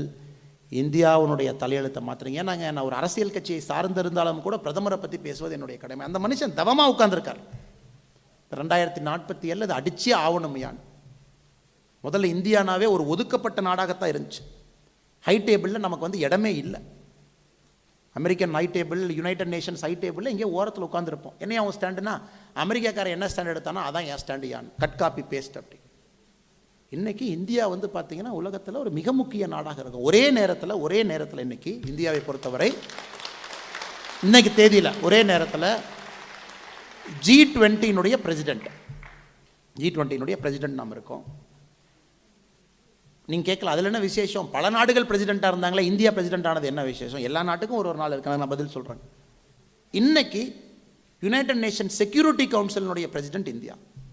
ஒரே நேரத்தில் இன்னைக்கு இந்த ஷாங்காய் கோஆபரேஷன் ஆர்கனைசேஷன் நீங்கள் பார்த்துருப்பீங்க, SCO, உலகத்தினுடைய மிகப்பெரிய ஒரு security grouping of country. Russia, America, நம்ம எல்லாமே பெரிய நாடுகள் இருக்கும். SCOங்கிறது முக்கியமான ஒரு அமைப்பு. அதனுடைய பிரசிடென்ட்டும் இந்தியா. ஒரே நேரத்தில் இந்தியா இன்று 3 மிகப்பெரிய அமைப்புகளில் எனக்கு இருக்குது.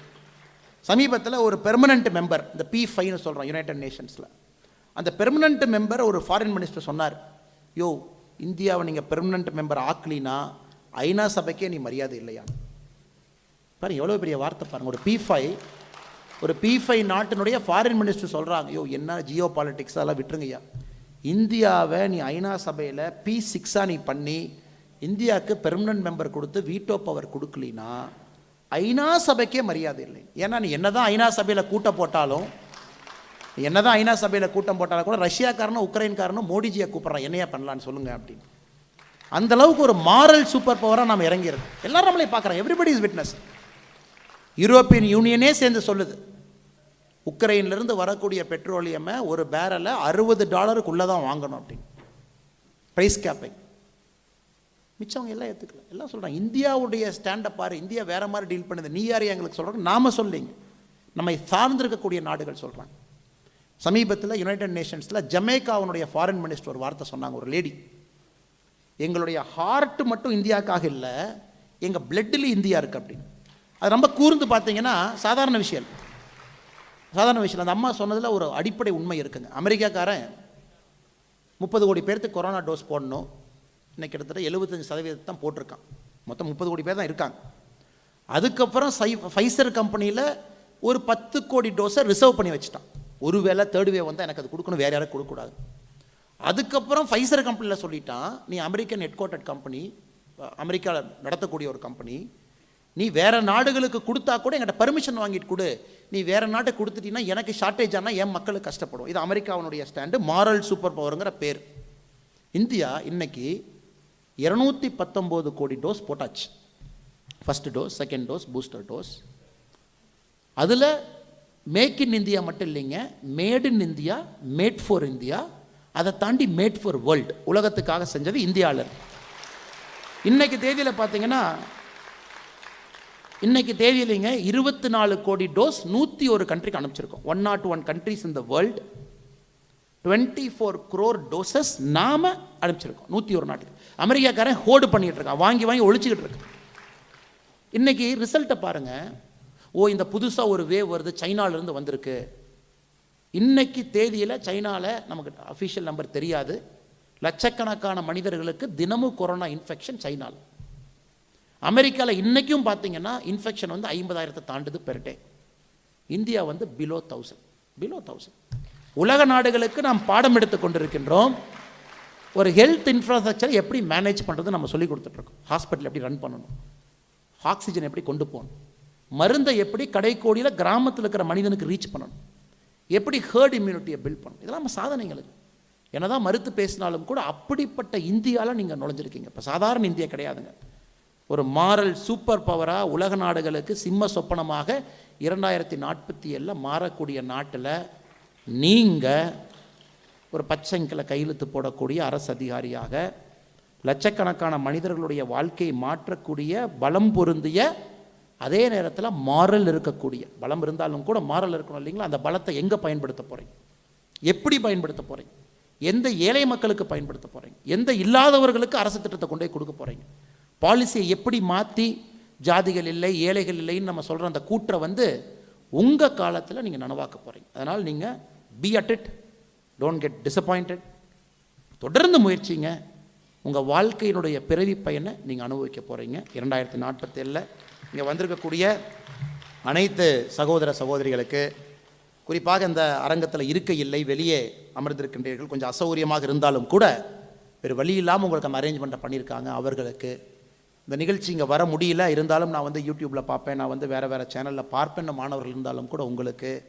So this is going to be a great year, great century, great 25 years. ஒரு நல்ல ஒரு இடத்துல நீங்கள் இருக்கீங்க. அரசியலெல்லாம் தாண்டி நாட்டுக்காக வேலை செய்யுங்க, மக்களுக்காக வேலை செய்யுங்க, நல்லது பண்ணுங்கள். ஏழை மக்களுக்காக கூட எப்பவுமே ஏழைகளுடைய பங்காளனா எப்பவுமே இருங்க, எப்பவும் விட்டு கொடுத்துறாங்க. அதுக்கு பவரை எதுக்கிறனாலும் எதிருங்க. கடைசி அந்த ஒரு வார்த்தையை சொல்ல வேண்டும் என்ற ஆசை. ஒரு ஏழையோட நிற்கணும், ஆனால் பவர் அதுக்கு எதிராக இருக்குன்னா பவர் எதிர்த்து நில்லுங்க. உலகம் உங்களோட இருக்கும், அதெல்லாம் பயந்துக்காதீங்க, அதெல்லாம் ஒன்றாகாது. போனால் ஒரு டிரான்ஸ்ஃபர் தான் போடுவானுங்க, அதை வாங்கிட்டு அடுத்த ஊருக்கு போகலாம். ஆனால் உங்கள் மனசாட்சிப்படி இவனோட நான் நிற்கணும்னு நீங்கள் முடிவு பண்ணிட்டா நில்லுங்க. இதுதான் உங்கள் சிவில் சர்வீஸ் கெரியரை டிஃபைன் பண்ண போகிற இன்ஸ்ட்ருமெண்ட். ட்ரான்ஸ்ஃபராக கூடிய அடுத்த ஊருக்கு பெட்டி கட்டி நான் வண்டி ஏறிட்டு போகிறேன், அதை பண்ண ஆரம்பிச்சிங்கன்னா நாடு மாறுங்க, நாடு மாறணும்.